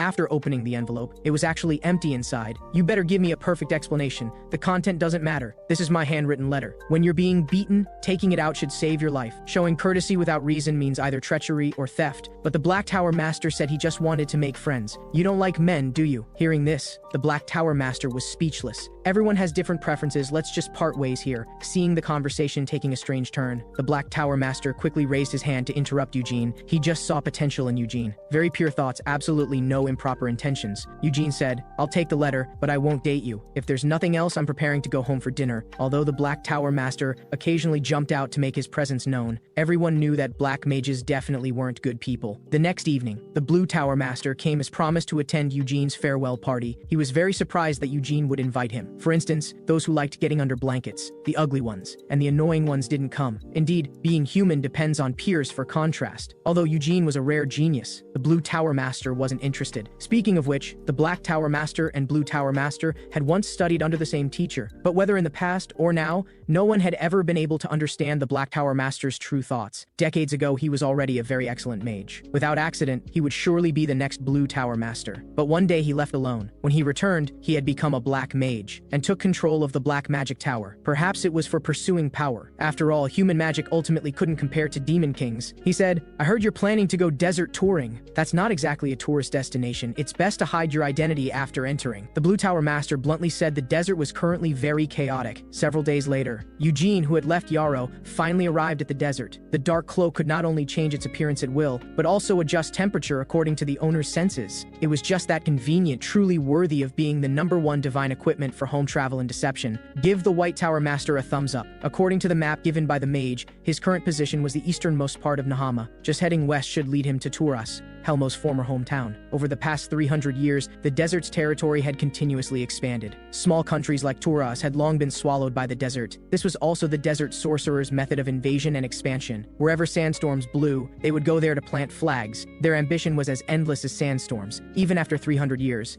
there was still no restraint. It seemed this journey would definitely be exciting. Please wait a little longer. Senya, Anis, and Morn, I will definitely find you all. But at this moment, Eugene didn't know. His every move was already under someone else's surveillance. This guy really has guts, daring to cross the desert alone. If his head wasn't broken, then he must have something to rely on. Big Beard actually didn't want to have conflict with Eugene either, but the order he received was to drive Eugene out of the desert. It seemed he could only let Eugene experience the desert's hospitality. But at this moment, Eugene in the distance was rapidly charging toward them. They were clearly 800 li apart. Could he be discovered even at this distance? Eugene was coming over. Seeing Eugene arrive in an instant, Big Beard immediately panicked, but Eugene's speed was too fast, giving him no time to react at all. As they say, when in doubt, draw your blade first. There's no problem that a straightforward approach can't solve, just disguise as bandits. First rob his wealth, then strip off his clothes. Then all problems would be solved. I'm really a genius. Originally, Eugene just sensed someone following. Now the other party was clearly hostile. He had been gnawing on books learning magic in Yarrow every day. He almost forgot. Real men need to clash head on. He went up and slashed at Big Beard, but Big Beard dodged by moving aside. Seeing he couldn't win, Big Beard quickly retreated, directly calling his subordinates to rush forward together. They instantly surrounded Eugene, but Eugene wasn't to be trifled with either. He was a man with his own BGM and Gatling. Not only could he cast instant magic, but it also came with tracking and positioning. He easily knocked them all to the ground. Eugene said, "Hey, who are you? Why are you following me?" Big Beard said, "Young hero, it's all a misunderstanding. We're just bandits passing by." Eugene smiled coldly upon hearing this. A bandit group with fewer than 10 people could actually use sword energy. Even his big cousin wouldn't believe such lies. But it didn't matter. Eugene was best at making people tell the truth. Eugene said, "Don't worry, I'll be very gentle. Take a deep breath, dizziness is normal." He disappeared. He used Flash Step. Big Beard looked completely confused and uneasy. The next moment, Eugene flashed in front of Big Beard, using sword energy so skillfully at such a young age. This must be a monster. The rising sand dust obscured Eugene's figure. Little Beard was afraid Eugene would cheat again and use the Gatling. He quickly summoned a magic shield to give himself armor. Sure enough, this time Eugene showed no mercy at all. Little Beard's magic shield shattered instantly. This definitely wasn't the power a one-ring magic bullet should have, but reality didn't give him time to think. Eugene attacked again. Big Beard saw he was about to die by the sword. He even saw his deceased great-grandmother waving at him, but Eugene gracefully withdrew. That's right, he was just playing. To look down on him like this. Big Beard roared in fury, swinging his sword and charging at Eugene, but it was all in vain. Shouting loudly didn't add critical hits. For Eugene, this was just a warm-up. He even had time to fix his hairstyle. The reason Eugene was so arrogant was purely because he was pent up. This was his first real fight since being reborn. He was far from satisfied. Unfortunately, Big Beard's strength was insufficient. Eugene could even carve patterns on his opponent without any pressure. To be carved with patterns by someone's sword, when had Big Beard ever suffered such humiliation? But this charged attack only hit air. It didn't hurt Eugene at all. At this moment, Eugene put away his storm sword. That's right, this wave really let him show off. Big Beard was instantly furious. His 30-year rheumatic legs were cured at this moment, then he swung the peak strike of his life. Unfortunately, Eugene dodged it by crouching low, then took the opportunity to punch him in the stomach. This time, Big Beard really saw his deceased great-grandmother. Fortunately, Eugene pulled him back to reality, giving him a strike to help him stay conscious. Eugene said, "Game time is over. Who are you?" He said, "I'm little Robert Downey." Hearing this, Eugene gave him another strike. Said, "I don't want to know your name." Big Beard was puzzled, but Eugene didn't give him time to think. At this moment, a subordinate woke up. To save Big Beard, he prepared to confess everything to Eugene. Big Beard acted quite tough, refusing to reveal who was behind him, but Eugene had ways to make him shut up. From the subordinate's words, Eugene learned they had received orders from someone called Madani, telling them to secretly follow Eugene. When necessary, prevent Eugene from stepping into the desert center. They didn't know the specific reasons. The current desert center was once Helmo's hometown. That was the source of sandstorms, most likely also the base of the sandstorm sorcerers. Then they definitely didn't want foreigners to enter, especially a young master of the Reinhardt family. Forget it, can't think about it anymore. Eugene said, "You two go." You come with me. Eugene planned to have Big Beard guide him. Having a local to scout ahead should avoid many small troubles. Big Beard's heart naturally refused. But Eugene said, if you don't cooperate, then I'll return to the Reinhardt main house. Say that the Desert Lord's subordinates disguised as bandits tried to rob Reinhardt treasures. This is Vilde, once worn by the great Bamut. And of course, the dark cloak on me. This is the precious treasure of Yarrow's White Tower Master. She would definitely beat up all of you. Hearing this, Big Beard's heart trembled. He hadn't expected Eugene to be so shameless. Besides kneeling and obeying orders, there was no other way. Eugene smiled wickedly, never thought he'd have a day of intellectual crushing. Big Beard said, where do we go next? What happens next? You'll know what happens next. Regarding Eugene's cunning behavior, Big Beard really wanted to kick his balls, but his strength really didn't allow it. Eugene was simply too strong in terms of power. Big Beard quickly expressed he would absolutely obey orders, following his lead like couples. But Eugene suddenly approached at this moment, said, don't use idioms if you don't know how. The Kazani Desert was originally Taras's territory. It was the desert sorcerers who turned the land to sand and implemented invasion. Big Beard simply couldn't believe it. He thought his master commander Kira would never participate in such things. Eugene mocked him for being too naive. Big Beard was also from Kazani, barely surviving the sandstorm. It was Commander Kira who took him in, so he instinctively rejected connecting Kira with sandstorms. And Eugene was after all a prodigy from a legendary family. If he broke into land that was being desertified, they'd have to kill him to silence him. This was exactly the reason to prevent Eugene from entering the desert. To find out the truth, Big Beard decided to step forward and protect Eugene, boasting that he also had some reputation in the desert. Whoever saw him would call him Big Brother. But Eugene scoffed at this. Big Beard said, you don't believe it, you'll see when the time comes. Eugene ignored Big Beard's muttering. After all, Senya was still waiting for him ahead. Just then, an oasis suddenly appeared before their eyes. Based on experience, Big Beard judged there shouldn't be an oasis here. Eugene said, experience will deceive you, but magic won't. Big Beard said, it's actually magic? Really? Oases in the desert are very precious. Could there be an ambush ahead? Eugene said, want to know if there's an ambush? Go take a look and you'll know. Suddenly, a blade appeared from underground. Big Beard quickly warned him. In the critical moment, Eugene instantly leaped into the air, said, such an obvious trap, how could I possibly not see through it? While in midair, Eugene summoned the storm spirit, directly launched a storm spiral. Big Beard was instantly blown down by the strong wind. Eugene's hairstyle was also messed up, so the enemies below were imaginable. This was weight he couldn't bear. Without surprise, he died. But where he fell, 2 sand mounds suddenly bulged up. Then more people followed one after another. They surrounded Eugene with hostile stares. At this moment, Big Beard finally found his sense of existence. He quickly ran over to protect Eugene, said, this is Commander Kira's guest. You all quickly withdraw. Although Big Beard shouted loudly, obviously it had no effect. Eugene didn't want to waste time, and revealing one's identity was inherently very stupid. We've all come this far. How could they possibly not know who I am? At times like this, you can't be cowardly. Show your bandit spirit. Hearing this, Big Beard directly drew his great sword. Mere third-rate lackeys, Eugene can suppress them with one hand. Come at me together. Hearing this, they all rushed forward. Eugene immediately got excited. Finally, he could show his skills, facing their attacks. Eugene leaped up and easily dodged, then directly shot out a critical hit, then jumped back in midair, smoothly taking a double kill. Just that easy and pleasant. At this moment, one person thought he caught an opportunity and launched a sneak attack on Eugene. Unfortunately, he only struck Eugene's afterimage. Eugene's real body had already flashed behind him. Eugene easily dealt with him, but the crisis wasn't resolved yet. More people kept coming, but it was useless. As a prodigy of a legendary family, hiding some throwing knives in the cloak was very reasonable. But when one fell, 2 stood up and charged over. Eugene was also an old sword fighter, left hand using sword to easily block the frontal attack, right hand dealing with the sneak attack from behind. Then one sword resolved the frontal threat, simply too easy. Of course, he'd occasionally use hidden weapons too. This was the cunning person's fighting style, rejecting flashiness, precise movements, and elegant. Though their combat power wasn't high, they were all fearless of death. Big Beard on the side was directly stunned. They were all killed so quickly. The battle ended. Eugene didn't forget to recover his weapons. The ground was covered with corpses. Space magic was truly something he had mastered, carrying so many weapons when going out. In his previous life as Helmo, Eugene was skilled with multiple weapons, but back then he didn't know space magic. Going out relied entirely on human transportation. Anna saw this and said, "Trash Helmo, why do you need to carry so many weapons? And make more and pull the cart too." Helmo said, "None of your business." Senya said, "Anis, don't mind him, he's just traumatized by childhood poverty. Still thinks those broken things are worth money." Helmo said,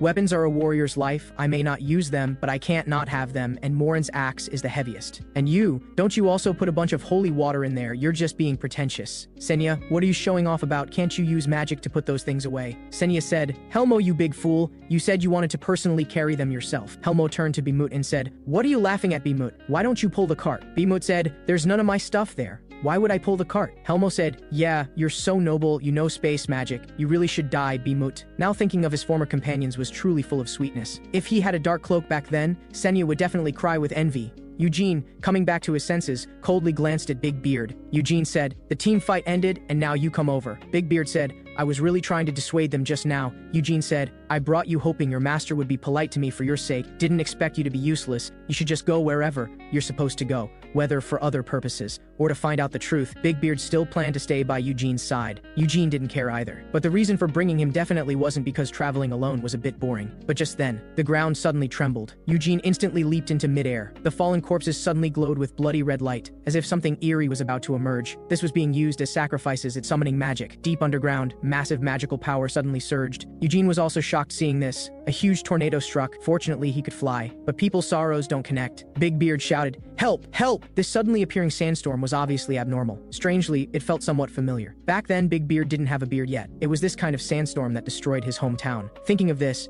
Big Beard gritted his teeth in anger, directly charged at the tornado, swinging with all his might. This was Big Beard's highlight moment. Unfortunately, it didn't last long. How could a blade cut through wind? At this moment, Eugene was trying to escape using magic, but it was useless. He could only barely resist the tornado suction, and time was urgent. Something underground seemed to be trying to break out. This place was obviously not suitable for staying, but at this moment, Big Beard was already buried up to his lower half in sand, really useless at everything. Eugene used magic to pull him up and lift him into the air, though the process wasn't pleasant. Big Beard had escaped danger. However, Eugene was now in great peril, because he was right above a mouthful of fangs. The mouth closed, directly swallowing Eugene. Seeing this tragic scene, Big Beard thought he had harmed Eugene. As a desert warrior with abundant hair, valuing loyalty above all, how could he survive alone? Today, he must split open the sandworm's body and rescue Eugene. At this moment, Eugene was falling rapidly, about to reach the sandworm's stomach. Sandworms were creatures that specialized in internal circulation, with no excretory organs at all. It seemed he could only draw his blade and force his way through. Actually, this wasn't really dangerous for Eugene. A mere sandworm. Just stab it open and be done, passing through the sandworm's intestines without getting stained. The key was confidence and elegance. Then let's solo this dungeon instance.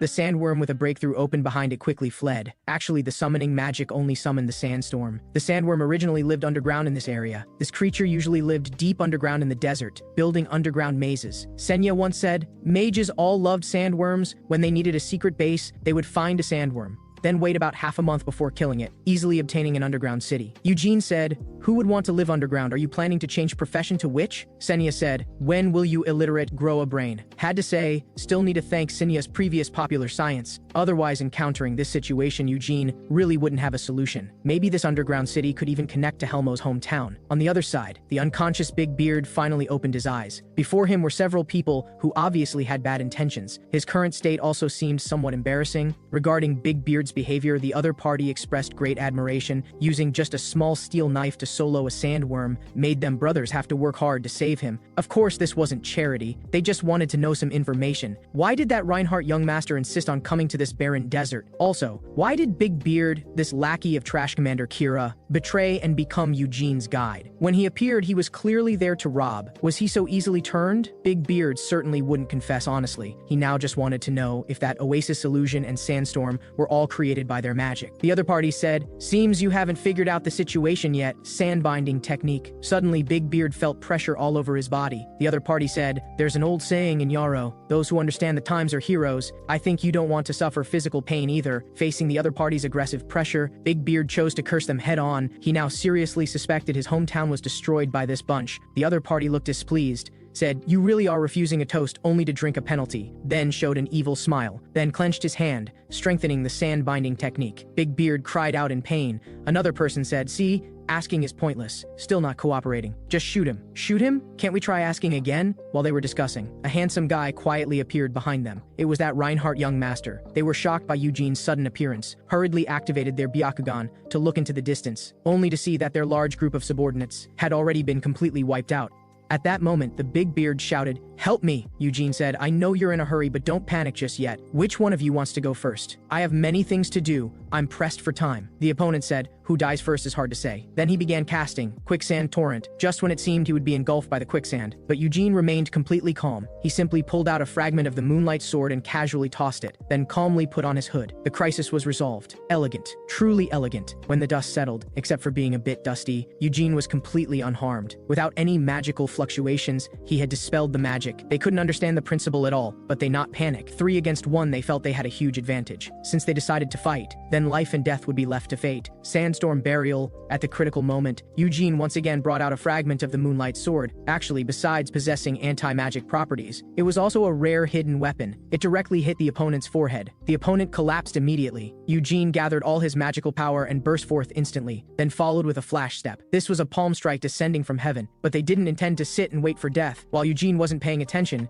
they launched a sneak attack from behind, but Eugene easily dodged it and gave Eugene a whip strike. He could actually hide a whip inside his cloak. While complaining about this, he didn't know his death was approaching. Eugene showed no mercy and finished him off directly. One remained. Eugene decided to have a chat with him first. After all, he still had many things he needed to figure out. But looking at his condition, he didn't seem willing to cooperate, to show politeness. Eugene gave him a cut first, saying, "Are you going to confess now or after taking a few more cuts?" Unexpectedly, he was quite stubborn, pretending he knew nothing. Eugene wouldn't indulge his bad habits. He casually pulled out another throwing knife. The throwing knife hit him again. Eugene said, "Want to bet on how many more throwing knives I have?" He was truly terrified and could only speak, "It's Amelia Morven. This is Lady Amelia Morven's underground city," according to his confession. This underground city was built 10 years ago. Its purpose was to accelerate land desertification. But 6 years ago, the depths of the underground palace suddenly collapsed. Inside, there was even an iron door that couldn't be opened no matter what. So Amelia Morven would often come here, but she never managed to open that door. After getting the answer he wanted, Eugene decided to be merciful to the end. One strike right between the eyebrows let him sleep peacefully. The big beard was now free. However, upon hearing this was Amelia's territory, he was terrified. Although Amelia wasn't here now, there was always the risk of her returning. He hurriedly advised Eugene to make a strategic retreat, but Eugene saw through it all. He had made a mess of this place. Retreating now would obviously lead to being tracked, since he'd have to face her sooner or later anyway. Might as well go inside and investigate. Who knew the big beard was still silently following behind,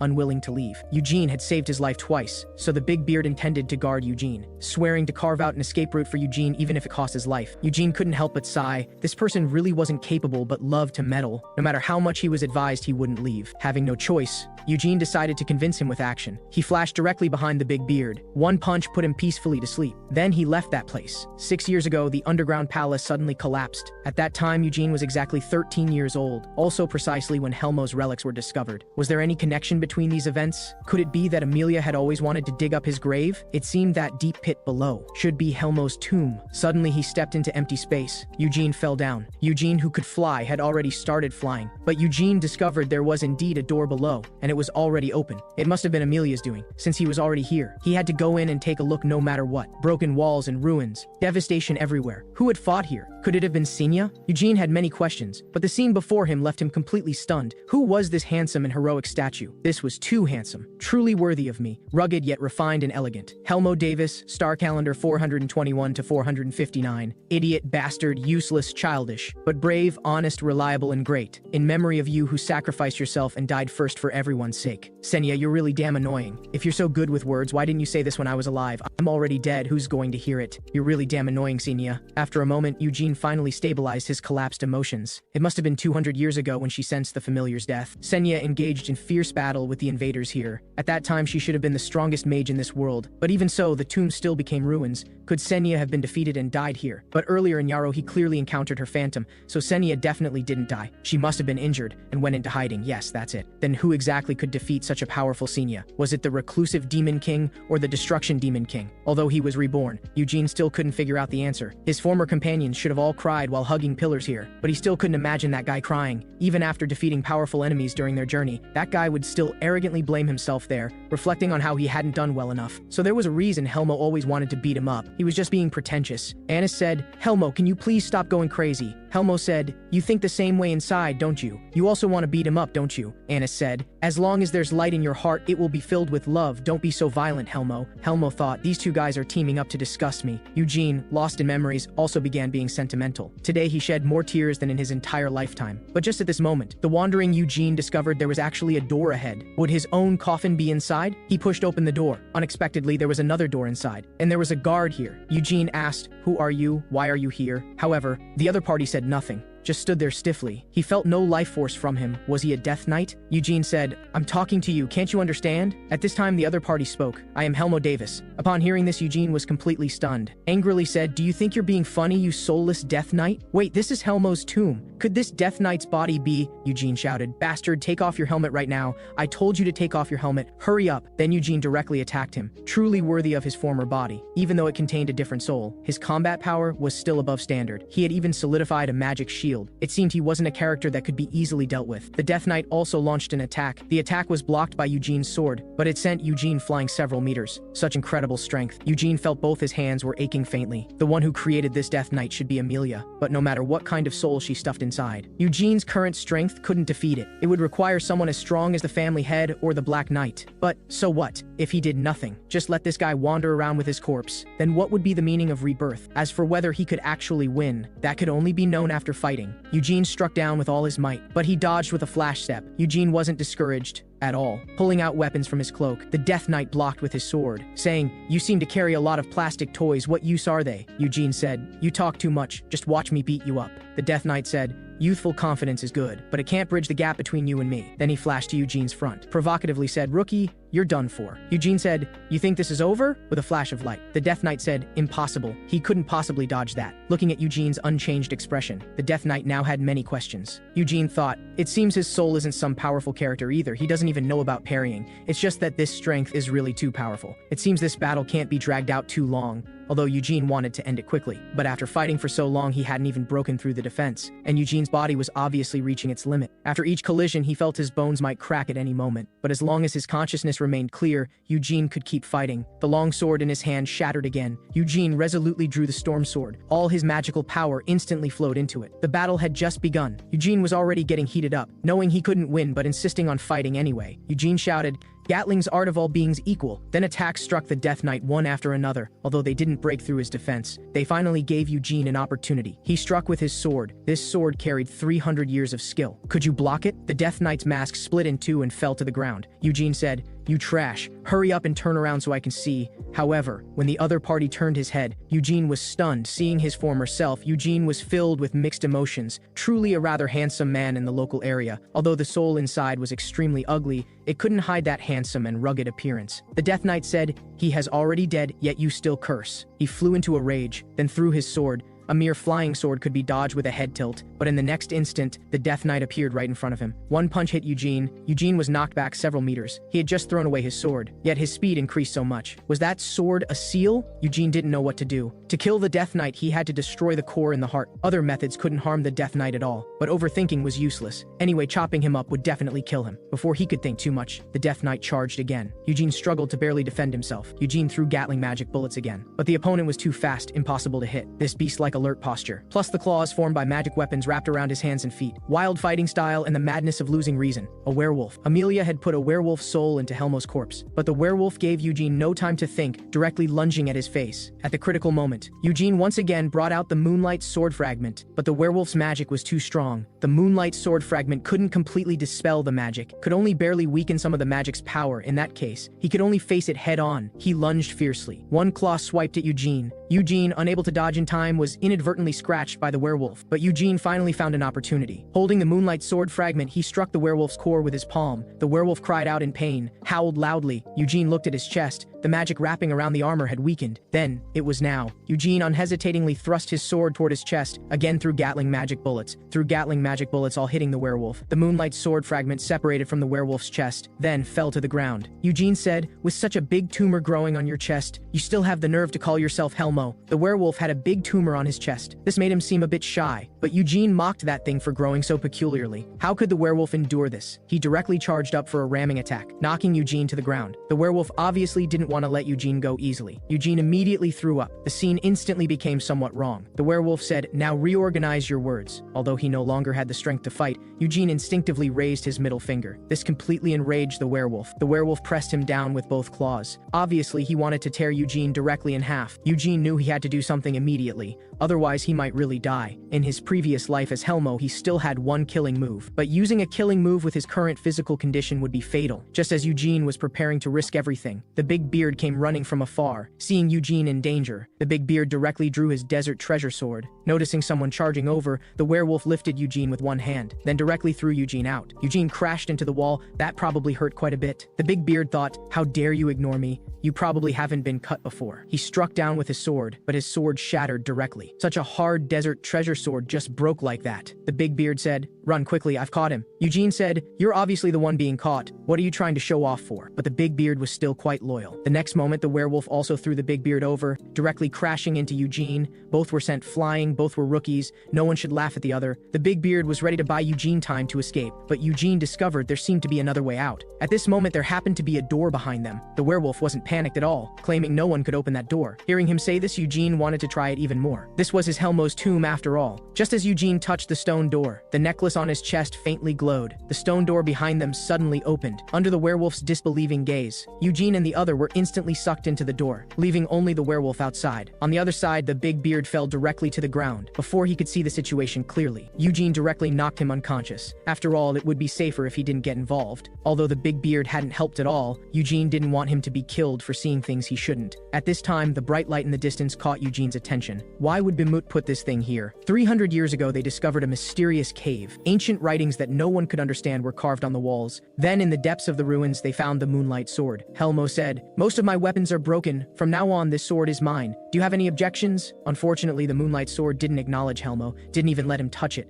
It seemed that after Helmo's death, Bamut missed him dearly. He actually placed the moonlight sword here. Truly worthy of you, Bamut, such filial devotion. The holy sword's power was all used for special effects, but the moonlight sword was different. It looked simple, but was incredibly powerful. Who would have thought you were such a devoted son, Bamut? Actually leaving the moonlight sword for me. When he first saw the moonlight sword, the moon shining on it was in full moon state. Now it had changed to a new moon. Had its power weakened? He wondered if it would react to the fragments. Oh no. After using that fragment against the werewolf, he forgot to pick it up. But that werewolf looked so stupid, he probably wouldn't notice that fragment. But he'd have to face him again when going out. And also guard against Amelia, who could return at any time. Time was running short for Eugene. No matter why Beam would put you here, but from now on you'll take the surname Eugene. In my previous life you ignored me. In this life you still fell into my hands. So Eugene reached out toward the moonlight sword. However, just by touching the moonlight, his magical power began surging uncontrollably. Even weakened to this extent, you still resist me. Times have changed. Eugene gripped it forcefully, but was bounced away by the moonlight sword's power, fell directly to the ground, but he didn't let go. Let's see how you escape from my grasp this time. Then Eugene eagerly drew the storm sword. As expected, the moonlight sword now had no blade. At this time, the new moon began glowing. Countless fragments began gathering, wrapping around the sword hilt. The new moon actually assembled into a blade. Truly worthy of you, moonlight sword. As soon as the blade formed, magical power eagerly flowed into the moonlight sword. Had it finally acknowledged me? Although the moonlight sword's power was impressive, with Eugene's current strength it was still difficult to wield. Still so domineering with just the hilt left. Then into the cloak you go. Before leaving this room, he needed to check the coffin. The coffin was indeed completely empty, but words were carved at the bottom of the coffin. "I hope we can meet someday in the world you expected." This was Senya's handwriting. What exactly happened back then? On the other side, the werewolf was still confused about the stone door. The stone door that he had tried countless times to open or destroy. He didn't understand how Eugene got in. Both helmet and breastplate were shattered. If the master discovered this, it would be terrible. He had to capture Eugene and present him to the master. But just then, Eugene walked out. Eugene said,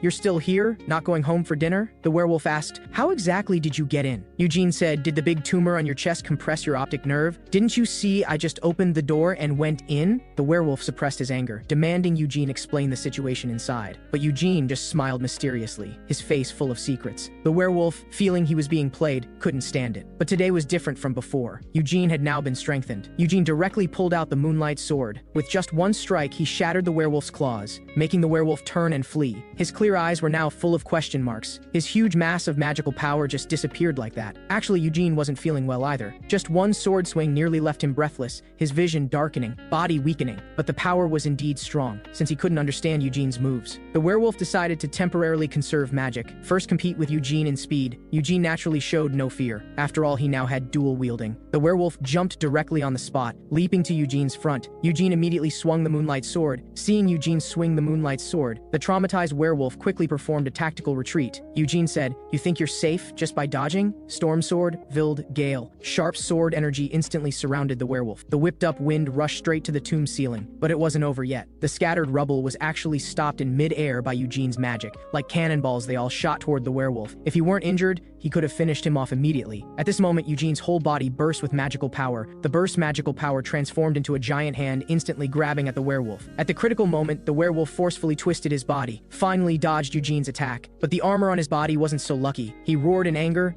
That was armor Amelia gave him. Eugene had destroyed it again and again, absolutely unforgivable. Eugene didn't intend to let him go. In an instant, the giant magic hand attacked again. The werewolf struggled to cut through the giant hand, but Eugene had already advanced to the werewolf's front. Such close distance, wasn't this delivering food to the werewolf? However, at this time Eugene summoned moonlight sword fragments. The fragments had recovered their magical power and made sizzling sounds. Since he had mastered the moonlight sword, naturally the fragments could be used freely, although it only caused momentary paralysis to the werewolf. But this time was obviously enough. Eugene directly took the opportunity to thrust at the werewolf's chest. The werewolf flew out several meters, crashed directly to the ground. After the battle, Eugene finally couldn't hold back. This fight nearly wore him out completely. The final strike depleted all his magical power. Without magical power, the moonlight sword's light also disappeared. This damn sword, when will it learn to fight monsters by itself? Looking at Helmo's corpse in the distance, Eugene was filled with mixed emotions. Although the modified core was shattered, it might still be used by Amelia. Black mages had incomprehensible bottom lines. If corpses fell into their hands, they would definitely find ways to exploit them. It seemed he could only completely destroy Helmo's corpse, so he directly thrust down with his sword. However, at this moment Eugene stopped. What was happening? Why couldn't his body move? It was like being bound by invisible force. She had appeared after all. Amelia. Although Amelia was ugly, she was ruthless and merciless. She actually planned to turn Eugene into a scarecrow. First step was to bury Eugene entirely in the desert. Force him to keep his eyes open. It wouldn't be long before his eyeballs would rupture. His body would also dry up like tree branches. Second step would be to break his legs, then twist them together and pin them with steel needles. Finally, choose a long steel needle starting from the left fingertip through the shoulder, all the way to the fingertip of the other hand. This way he could maintain an arms spread position forever. Too bad by then Eugene's eyeballs would have ruptured, unable to see his own artistic appearance, but he would stand forever in the desert until she got tired of looking. Who told Eugene to destroy her pet, so Eugene would become her new pet. At this time, Eugene wanted nothing more than to perish together with her. Unfortunately, the power gap was too great. He couldn't even move now. He could only mock Amelia's poor taste. The pets she kept didn't bathe regularly. The corpse smelled particularly bad. Of course, there was a price for saying this. Amelia punched him flying 2 meters away. Amelia said, "If you can talk, then say more. That way you'll die faster too." Although Eugene was once again beaten to vomiting blood. The restraints on his body were also released. Unfortunately, he was facing Amelia. Even going all out couldn't kill her, so he could only engage in verbal sparring. Eugene said, "Auntie, you know Borzak robes, right?" Amelia said, "Let's not talk about Borzak first. Who are you calling Auntie?" Eugene said, "Details don't matter. He's my dear close friend. This is a letter he wrote to you. He told me to be sure to deliver it when I see you." At this time, Amelia looked fierce. She didn't expect Eugene could establish this connection. Borzak said, "As long as you have this, you won't kill me." Amelia said, "You seem to have some misunderstanding." Amelia had received Borzak's help before. As payment, Amelia had once promised him one request. This was a favor Amelia owed, with enormous value, but Borzak had never responded. Who would have thought he would give this opportunity to Eugene? Eugene could use this to ask Amelia to spare his life, but some things still needed to be explained clearly. But Eugene had different thoughts at this time. He said, "Then Aunt Amelia, please commit suicide." Upon hearing this, Amelia was also speechless, saying, "Is your brain completely undeveloped, or is your cerebellum incompletely developed? Although I won't kill you, making you disabled is unavoidable. How did you know about this place? How did you come here? Everything must be explained clearly. Don't worry, I'm very good at interrogation." At this time, Eugene didn't know what to do. Fighting was definitely impossible. Black magic was all dirty tricks. And Amelia seemed very impatient too. Even bringing up the Reinhardt family's reputation probably wouldn't work, because demons don't buy that. Amelia had obviously lost patience at this time. Although she couldn't kill Eugene, playing around was still possible. At the critical moment, Amelia suddenly froze, then turned back in disbelief. It was actually Helmo's corpse standing up again. Eugene was furious. "You keep using my body back and forth. Do you pay rent?" At this time, Amelia had already knelt on one knee, because she had recognized the visitor's identity. It was the reclusive Demon King. The reclusive Demon King's arrival saved Eugene's life. He understood Eugene quite well, constantly observing in secret through Borzak's eyes, and obviously knew Eugene's purpose for coming here. Yet still teased Eugene about whether he came to offer flowers to his ancestor's friend. Then, like a tour guide, he introduced nonchalantly, "This is Helmo Davis's tomb." Although he had the reputation of being dull, he was Dear Bamut's most valued partner. The reclusive Demon King actually called Bamut dear. This one sentence angered Eugene. The reclusive Demon King said, "I understand your hostility toward me, but Bimut and I truly understand each other, and are each other's most important bonds." At this time, Amelia caught the key point. She only then realized Eugene was actually a Reinhardt clan member, but she never expected the reclusive Demon King would possess an undead for him. Bimut had been dead for 300 years. Just for an ordinary descendant, he would interfere with her freedom. How could Amelia accept this? But for the reclusive Demon King, whether Amelia accepted it or not didn't matter. He didn't care what Amelia thought. After all, a dog is a dog. Even if usually not chained, it was still his reclusive Demon King's dog. Amelia was now also triggered. She didn't expect she couldn't even compare to an undead who died 300 years ago. Because of Bemut's relationship, the reclusive Demon King always treated Reinhardt clan members as friends. Too bad the Reinhardts never paid attention to him. Eugene said, "What exactly do you want to do?" Amelia said, "How rude, you should be polite when speaking to the Demon King." Too bad no one paid attention to Amelia's words. The reclusive Demon King continued talking to himself. The agreement between him and Bemut had lasted 300 years. Even though the Reinhardts showed him no respect whatsoever, he didn't mind. But he was the reclusive Demon King, the king above all demons. Just his aura made Eugene feel suffocated. He told Eugene to give the Reinhardts a message. "If you don't fear me, I will no longer respect you either." This was clearly a warning to the Reinhardts. Bemut had made an agreement with the reclusive Demon King at the cost of his freedom. Obviously, that agreement was about to expire. The war that Bemut had stopped would soon begin again. It was also time to make a new agreement. But who could replace Bemut? Eugene asked, "What exactly is the content of that agreement?" The reclusive Demon King said, "You have no right to know. Your soul, your existence, is because Bemut made an agreement with me. That's why you could be reborn 300 years later." Then the reclusive Demon King paid no more attention to Eugene, turned and ordered Amelia to return to her dungeon. But Amelia still wouldn't give up. Her pet was killed by Eugene, and he opened that door she could never open. Hearing this, the reclusive Demon King turned to look at the door's location. Then, he actually teleported Eugene and the other directly to the door. He simply raised his right hand. The solid stone door instantly turned to sand. Inside the door, only the big beard was still sleeping. Except for Helmo's coffin, there was nothing else. Seeing this, Amelia had nothing more to say. But in Eugene's view, if even rebirth was the enemy's charity, how exactly should such a Demon King be killed? Since learning the truth about his rebirth, can't fight, can't win, Eugene became completely depressed. After handling everything, the reclusive Demon King left gracefully. Amelia was still marveling at Eugene's luck. Helmo's corpse also couldn't be completely destroyed. In the end, Amelia still took it away. It looked like it would definitely be made into a death knight again. And obviously, she didn't intend to let Eugene go. As soon as the agreement expired, she would capture Eugene and turn him into a scarecrow. At this time, Eugene's heart was incredibly complex. He really didn't understand. Furious Eugene can only rage helplessly. If that guy Bemut truly cared about Helmo, he should have prioritized killing the Demon King instead. What exactly was the content of the agreement they made back then? Who could replace Bemut to stop the war? That damned reclusive Demon King. He was just a Demon King. What was he putting on airs for? Sooner or later he'd kill him. Eugene had no intention of making any agreement. Why should the war be stopped? If a great war broke out, wouldn't it be better to kill him? If it wasn't Senya and Anis who interfered with his rebirth, but Bemut instead. Would he have such high expectations of me? 200 years ago, after Bemut's death, someone invaded this tomb. Senya sensed the anomaly and came here from Yarrow and engaged in fierce battle with the intruder. Previously, leaves were found in Helmo's coffin. Those were leaves from the World Tree. As the faith of the elves, the World Tree's leaves allowed the holder to return to the elf forest anytime, anywhere. Did Senya use the World Tree's leaves in an emergency? If it was Bemut who fought fiercely with Senya here, then what was the reason for feigning death at all costs? But it could only be Bemut. Only he could secretly place the necklace in Reinhardt's treasury without anyone knowing. And there were Senya's words carved on the coffin. "I hope someday we can meet in the world you long for." That certainly didn't mean meeting in heaven. Could it be that Bemut betrayed his companions?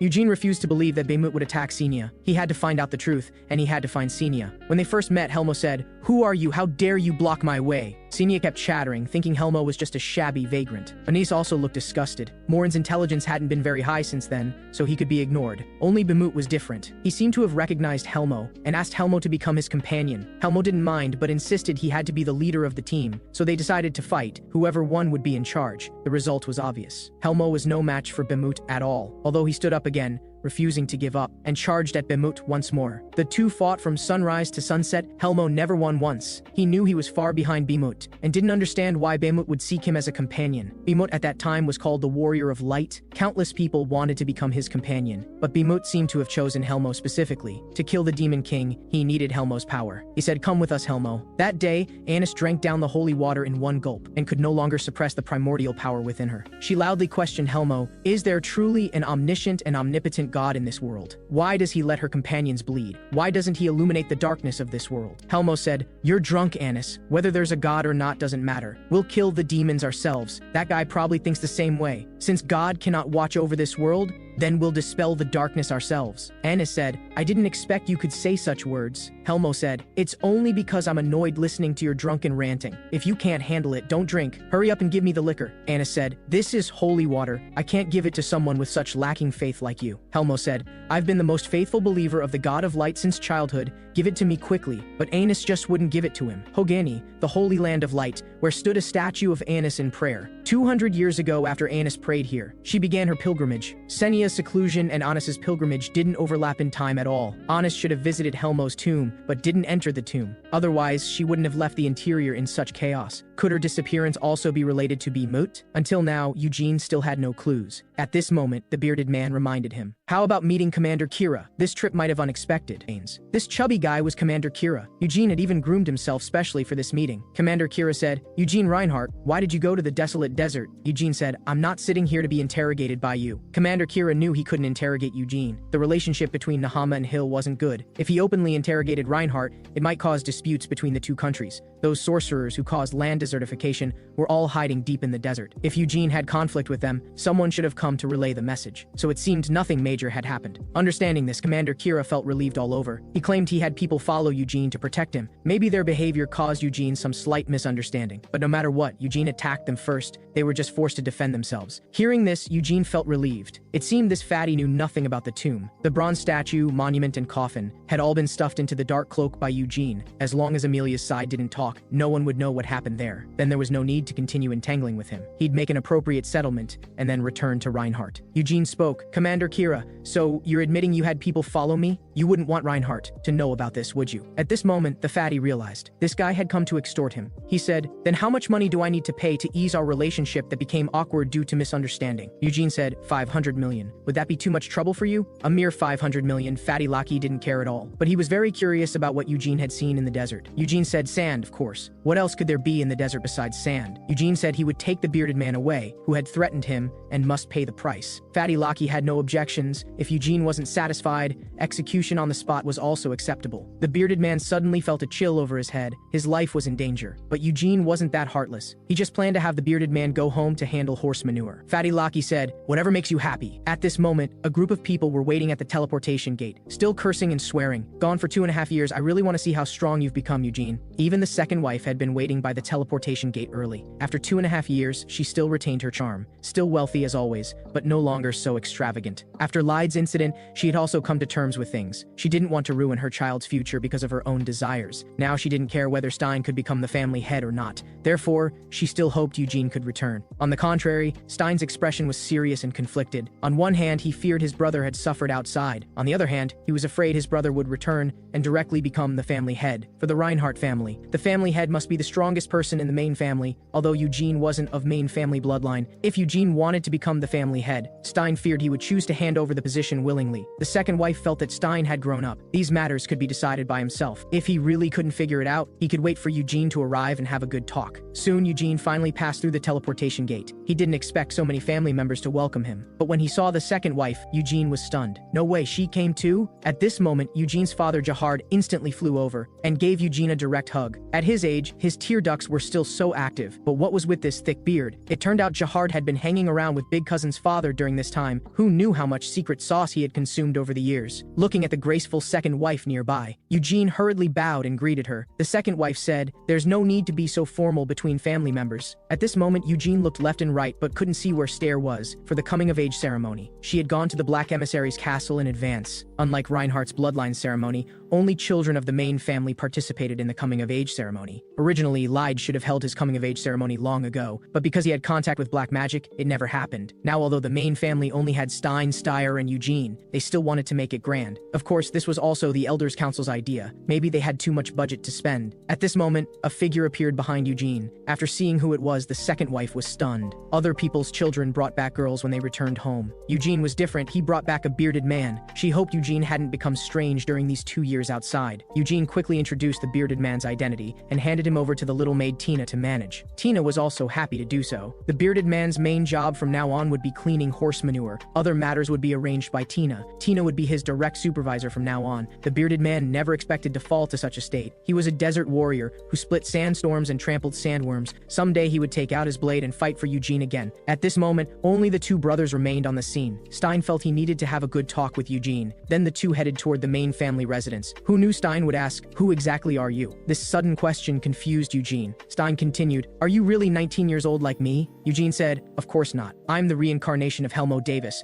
a man destined to save the world." This time it was Stein who was confused. Eugene knew that even if he told the truth, Stein wouldn't believe it. It seemed that after years of not educating him, Stein had started to lose track of who was boss. This immediately awakened Stein's childhood memories. Sometimes Stein really felt powerless. He clearly trained desperately every day, and had even advanced his white flame style to 3 stars. But Eugene had actually cultivated to 4 stars. Actually, Stein's demands weren't that high. He just wanted to beat Eugene up, preferably until Eugene knelt and called him daddy. He worried about his brother suffering, but also feared his brother becoming the family head. At this moment, Stein's heart was full of conflict, but Eugene's face was written all over with refusal. Whoever wants to be family head can be. Only a fool would want to go to work. If you want me to be family head, you'd have to beat me first. If I could beat you, why would I let you be family head? Wouldn't that be crazy? So that was the logic? Stein said, "Are you stupid?" Eugene said, "Haven't seen you in a while. You've gotten cocky. If you're not convinced, let's duel." Stein knew his limits. The power gap between him and Eugene was too large. He'd definitely get crushed in a duel, but a simple sparring match was still possible, just right to test Eugene's skills. Eugene said, "Don't eat beforehand then, or you'll throw up." If he didn't know he couldn't win, Stein really wanted to punch Eugene twice. Then, under the amazed expressions of the servants, the two engaged in an intense duel, intense being one-sidedly referring to Stein. Eugene was very satisfied with his current strength. Having such vast magical power at this age was rare on the entire continent. On the contrary, Stein became more frustrated as he fought. Not only was his stamina consumed abnormally, but he also felt like he couldn't use his strength properly. Eugene seemed to be able to redirect his attacks at will. Each of Stein's moves was full of power. Then he'd dodge and weave, showing off his moves. But to the audience, it looked rather awkward. They couldn't believe Master Eugene was so terrifyingly strong. Even if they went up themselves, they'd be no match. Although Stein had greatly increased in strength during this time, he couldn't even make Eugene move his feet. The gap was really too large. Stein was very curious about Eugene's technique for redirecting attacks. Eugene said it was just ordinary blocking. But how could Stein believe that? Eugene clearly hadn't used sword aura, yet could easily redirect his attacks. It seemed there was also attack reflection, causing Stein to overconsume magical power. Stein said he wanted to learn such a powerful technique. Eugene said, "It seems our brotherly relationship is about to change. You actually want to take me as your master. Once a teacher, always a father." Stein forced himself to endure.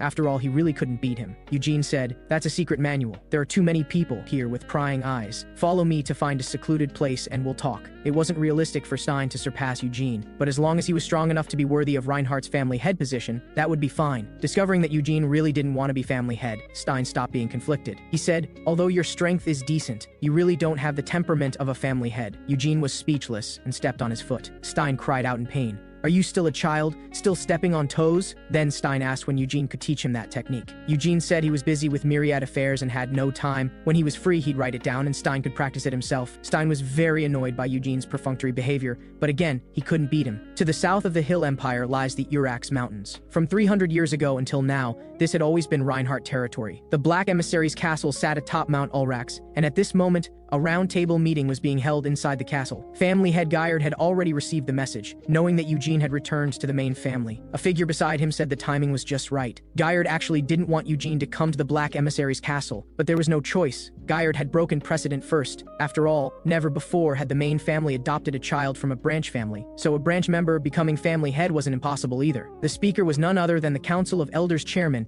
the immortal Dennis Reinhardt. Eugene had already proven his worth. Moreover, Carmen also highly recognized Eugene's potential, but the immortal still wanted to confirm personally. This coming-of-age ceremony was the perfect opportunity. He wanted to see if Eugene Reinhardt truly had unlimited potential. Reinhardt's coming-of-age ceremony would not only select the next family head, but also question why Eugene went to the desert. How could they let a lion they had painstakingly raised leave the pride alone? Eugene could have the right to choose, but the range of choices had to be the family's arrangements. Even if Eugene wanted to become family head, Guyard could could give him the opportunity. At this time, Carmen said he won't want to be family head. Although they had only met once, Carmen could see that Eugene's ambitions lay elsewhere. Hearing this, the immortal showed a meaningful smile. Meanwhile, on the other side, the two brothers also received information to head to the Black Emissary's castle. Stair was currently at the Black Castle, so they could set off any time after preparing. The highly mobile Eugene immediately prepared to go. After all, finishing early meant vacation early, which meant he could find Senya early. The confused Stein could only passively follow Eugene. Stein had already read the cultivation manual Eugene wrote for him, but if he cultivated according to this method, Stein felt he'd die in the training ground within a few days. Actually, this was exactly how Eugene cultivated. As long as you didn't die from training, keep training. This way, if you really didn't die, you'd definitely become stronger. Hearing this, Stein was speechless. He said, "Do you want to listen to what you're saying?" This was the first time in family history that a coming-of-age ceremony was held at the Black Castle. Stein felt it was definitely because Eugene ran around everywhere. So the elders decided to call him over for a lecture. On the contrary, he, Stein, was different. He was about to become the family head. The elders would definitely reward him with the former Demon King's weapons, and these two weapons were currently at the Black Emissary's castle, held respectively by the immortal Dennis and his grandson. But Stein felt the immortal should have retired long ago. Maybe this time he'd pass the magic spear to him. Thinking about it made him a little excited. The reason Eugene was so eager to go to the Black Castle was because somewhere there was hidden Bemut's tomb. He wanted to see if Bemut lay peacefully in that coffin. Maybe when opened, there'd be no corpse inside at all. After returning to his room, Eugene took out the moonlight sword. Although there was still no blade, every time he opened it, it absorbed large amounts of Eugene's magical power. The few fragments had already attached to the sword body. With Eugene's current strength, he still couldn't use it freely. Moreover, the fact that he possessed the moonlight sword couldn't be exposed. Whether Bemut had orchestrated all this, hopefully this time there would be answers. At this moment, Eugene suddenly remembered. Helmo's bronze statue and monument were still in his cloak. Could he give them to the family together? It was time to give the elders a little shock. When Eugene saw Stein's neat attire, those who didn't know might think he was going on a blind date. At this time, Stein also noticed Eugene's dark cloak and was very envious. The cloak not only had various convenient magic inscribed on it, but even had subspace magic attached. "Eugene, you're really damnable." Eugene said, "Even if you stare hard, I won't give it to you," Stein said, who was staring hard. Shameless. Moments later, the two came to the teleportation location. Eugene, who had multiple teleportation experiences, took the lead. But after they passed through the teleportation gate, they discovered they were actually in midair. Eugene, with his considerable magical attainment, naturally didn't need to worry, but Stein couldn't handle it. He was already scared silly at this moment. Aerial descent. This should be the family testing their adaptability and not wanting to kill them, so it seemed Stein wouldn't die from the fall. Eugene decided not to care about him. He could search the forests along the way by himself. Seeing Eugene descend slowly and composedly, the glasses-wearing elder determined that must be 5-ring magic. Denez didn't expect Eugene's magic to be so terrifyingly powerful. He hurriedly asked the family head about Eugene's white flame-style attainment. The family head said, 3 stars before going to Yarrow. Wrote last year saying he'd reached 4 stars. Hearing this, Dennis laughed heartily. Maybe a year from today, Eugene's level will be even higher. The old man beside him exclaimed it was impossible. No one had ever reached 5 stars before age 20. Carmen said, "Don't use your shallow knowledge to judge a genius. Do you think everyone is like you?" The old man said, "Sister, are you looking down on me?" Carmen said, "Don't call me sister with that old face, disgusting." The old man said, "Who's disgusting? At your age, still shamelessly maintaining your youth. Wake up, old woman, you're already in your 60s. Hearing this, Carmen gritted her teeth and bit her cigarette in half. At this moment, the old man realized the seriousness of the situation. That was a cigarette she'd held for 30 episodes without being willing to light. On the other side, seeing Eugene had landed safely, Dines quickly ordered his grandson to give Eugene some intensity. Family head Guyard wanted to stop him. He hoped to wait until the kids reached the castle before testing, but Dines had a different view. Actual combat testing was the best basis for judging strength. Seeing this, Guyard hoped Lyde could also come participate. Who knew this was opposed by Dennis? Even though Lyde was the eldest son of the main family, the fact that he studied black magic was undeniable. He should spend the rest of his life staying at his maternal family and not come out to cause trouble. However, Eugene encountered goblins as soon as he landed. Eugene wasn't afraid at all and dealt with all of them. Mere local goblins dared to block his way. With Eugene's swordsmanship, he quickly relieved the forest's population pressure. Even Thanos would call him an expert. These should all be monsters the main family kept in the forest, but these weaklings shouldn't meet the testing standards. Suddenly, a terrifying giant beast emerged from the forest. Fortunately, Eugene jumped quickly and wasn't bitten. It was a flying dragon. But seeing the dragon rider, Eugene smiled. It was actually Stair. Eugene didn't expect her to launch a sneak attack. Having not seen her for a while, she dared to ride a dragon and ambush him. Stair was also confused at this moment. Eugene should not have been able to dodge. She said, "Doesn't your head hurt?" It turned out the entire forest was covered by a barrier. Everyone who entered would have their spirit affected. But Eugene only felt slightly dizzy the moment he entered, then adapted. After all, he has the soul who defeated the Demon King 300 years ago. He still had some ability. But Stair was very puzzled, because Stein on the other side had already been dominated by the barrier. His mind mind was now full of ghosts and spirits, fighting wits and courage with thin air, while Eugene, apart from being a bit silly, had no problems at all, which didn't seem quite right. It seemed they still had to fight. She wouldn't let Eugene reach the castle so easily. The two hadn't sparred in years. Who would win was still unknown, although Eugene didn't expect to fight Stair as soon as they met. He wouldn't hold back.